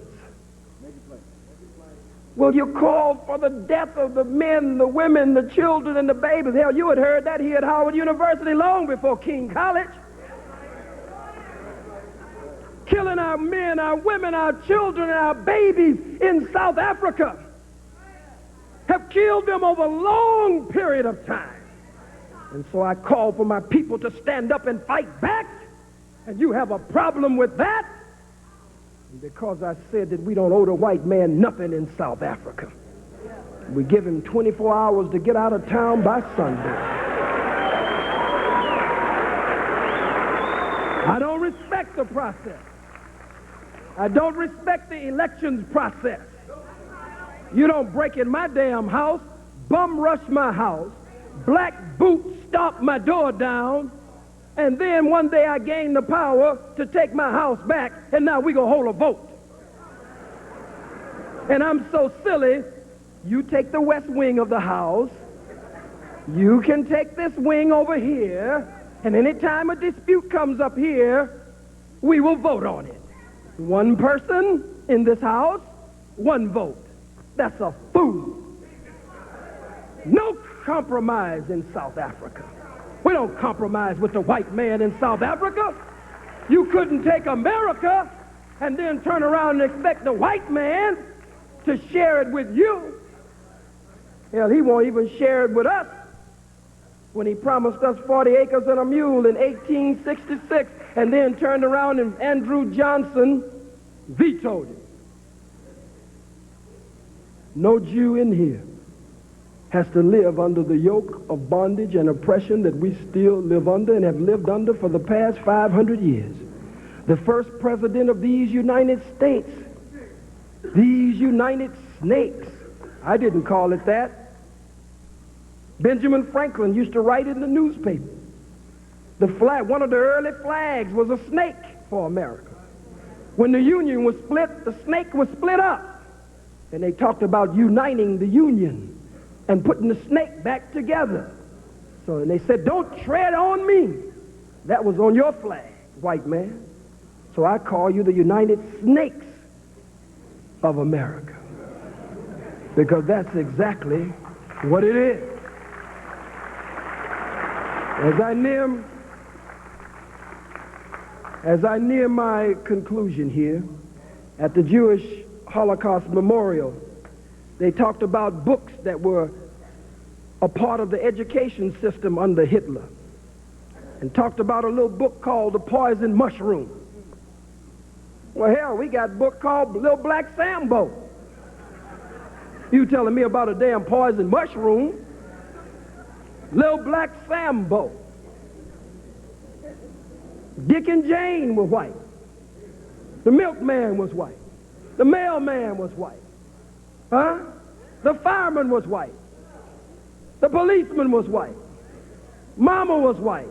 Daddy was white. The only one that had any black was Spot, and he was black and white. You got the little poison mushroom, but we got Little Black Sambo and many other books that poison the minds of black people here in the hells of North America. I have a few more points here, and we should be able to close out. We remember Emmett Till. We remember Cheney. We remember the Scottsboro Boys, as they called it. We remember the churches that were bombed then, and your plot to bomb churches even today. We remember the Sunday school lesson in the church in Alabama being the love that forgives when you bomb the church. We witnessed Dela Beckwith, who killed Meredith, Evers, who killed Medgar Evers, Brother Medgar Evers, and how long it took the so-called wheels of justice to finally get around because his widow, Sister Murley, didn't give up. But it's not justice for Dela Beckwith to go to prison. When we become a free and independent people, the only solution to the Dela Beckwith case would be that Dela Beckwith would be to be dead. That's the only way we can say that the blood of Medgar Evers is satisfied. We remember Birmingham. We remember Montgomery, Alabama. We remember the vicious dogs, and they showed this at the Jewish Holocaust Memorial, but we remember the vicious dogs that would actually leap into the chest of our women during these civil rights marches and bite their breasts off. Leap up into the groin of a black man and actually with sharp teeth bite his reproductive, regenerative organ off. Yeah. We remember your cattle prods and your water hoses turning the water pressure loose on us. No Holocaust greater than this one. Don't even try it. Brothers and sisters, after all of these lies, you deserve a break today. You deserve a break today. The white man has a frequent liar program. There's a frequent liar program, and he's always going to lie. But we must now document our own history. And as Dr. John Henry Clark has warned us, that we are the only people who have no monuments, no memorials set up for our dead, for our pain, for our suffering. So now these bootlicking Negroes in the CBC, the Congressional Black Caucus, caucus, who stood up to condemn me in the United States Congress, the first time in the history of the world that the United States Congress, and I got the congressional record and looked at the debate that went on. Don Edwards from California took to the floor, they say, like James Madison, come back to life. And he warned Tom Lantos, the Jew, so-called Jew congressman from California who put the resolution on the floor. They warned them, if you do this, then the United States Congress is flying in the face of the First Amendment. Never before has the United States Congress condemned officially as an act of Congress one of its so-called citizens. The benchmark case of Justice Douglas in Taramello versus Chicago 1949 laid the base for what the white folks call free speech, but you can see it's not worth the paper that it's written on. The Senate condemned me 97-0. So we, Dr. Jeffries, want to bring our case against the Senate and against the Congress with their own law and violation of that law themselves, and go after them that way. For we believe that we have strong grounds to stand on. So brothers and sisters, let us go forth from here. And as we go forth from here, let us build a greater cohesiveness and unity and love among ourselves. Let's build brotherhood, sisterhood, friendship and fellowship and sistership and brothership, and get rid of the bullshit. I didn't say that other word. Let's get rid of the nigger mess and pull together and get away from this division and disunity that keeps us bowing at the feet of our enemy and oppressor who divides us and has conquered us and has put us in this condition. Brothers and sisters, I thank you for being as attentive as you have been, and I want you to stand just for a minute. Just stand for a minute. Don't leave. Everybody hold your position. I'm not.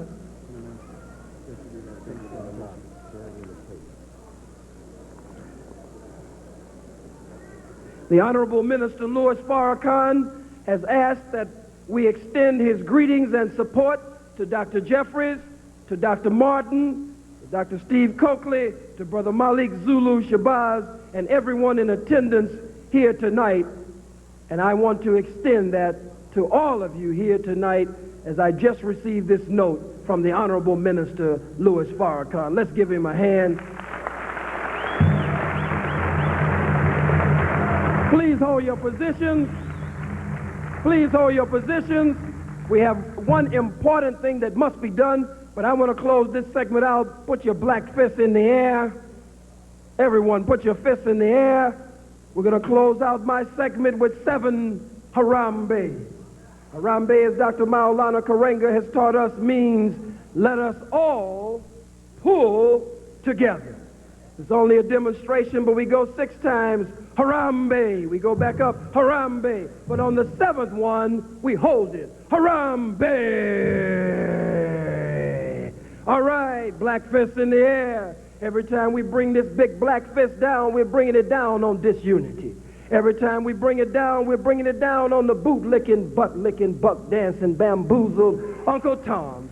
Every time we bring this big black fist down, we're bringing it down on apathy so that we will stand up and do that which will bring us freedom and independence in accord with God's law.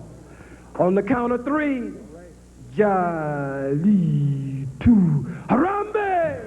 Harambe! Harambe! Harambe! Harambe! Harambe! Harambe!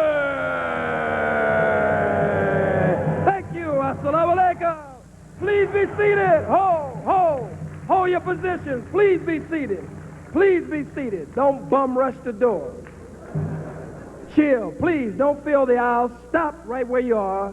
Stop. Everybody, please have a seat. Please don't be disrespectful. Please have a seat. right where you are. Stop right in this section, right in there. Please have a seat. I turn the meeting back over into the hands of the student warrior, Brother Malik Zulu Shabazz. Huh? Okay, well, come on, we'll do it together. And we want to work here tonight to help this student organization to offset many of the expenses and to further this work. We have our charity and donation receptacles already set up. Is there anyone in this audience tonight who will donate $100 or write a good check? Is there anyone here who will donate $100? I'll donate the first $100 if 5 will match mine. Is there anyone who will donate $100? There's a hand and there's another hand. What's your name, sister or brother? I can't see over there. Sister, what's your name? Sister Fran Staunton. $100, Sister Fran Staunton. My brother, are you going to get it? Who else will donate $100? Oh, brothers and sisters, who else will donate $100 or $50? Who else will donate $100 or will donate $50? I'll go in and drop mine even though the other 4 are not there. Are there any 50s in the audience or 100s? 50s or 100s? Your name?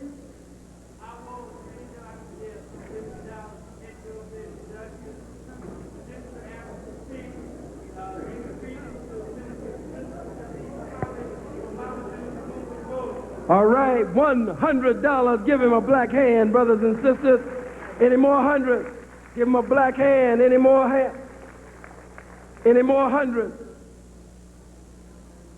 You can give him a white hand too if you're out there. Any more hundreds? Any 50s? Some gave at the door. Any more 50s? Any more hundreds? How many will give $20 or $10? Hold your hands. Hold your hands. 10s, 20s, everybody. That's a lot of hands. Let's turn around, brother, and let's go and get all the 10s and 20s. My sister. Anybody that has 5 or 10 or 20, even if you only have $1 or $2, put it in now, brothers and sisters. That's all right, man.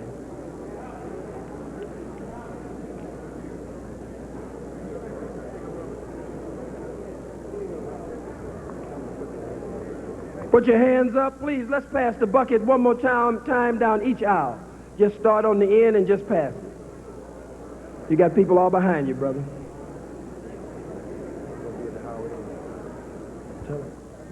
Brothers and sisters, we're going to be at the Howard Inn after for questions and answers, and you can meet and greet our guests.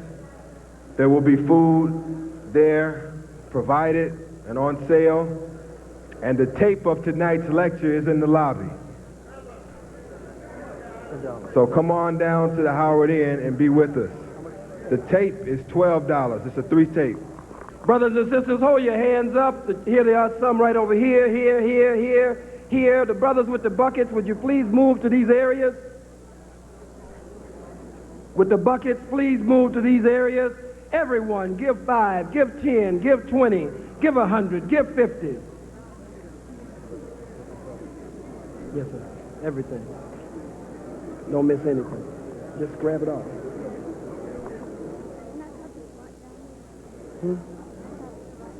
Good.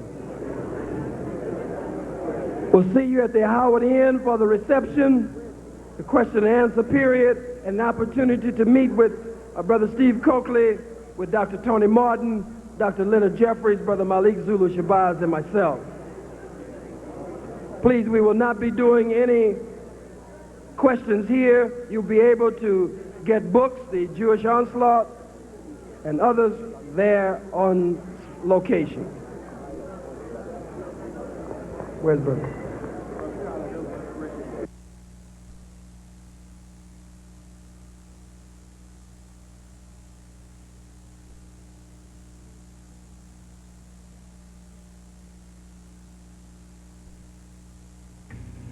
Former Nation of Islam spokesman Khalid Mohammed spoke Tuesday night at Howard University in Washington, D.C. to discussing what he called the Black Holocaust. You can see this program early Thursday morning just before 4 Eastern Time on our companion network, C-SPAN. And later, just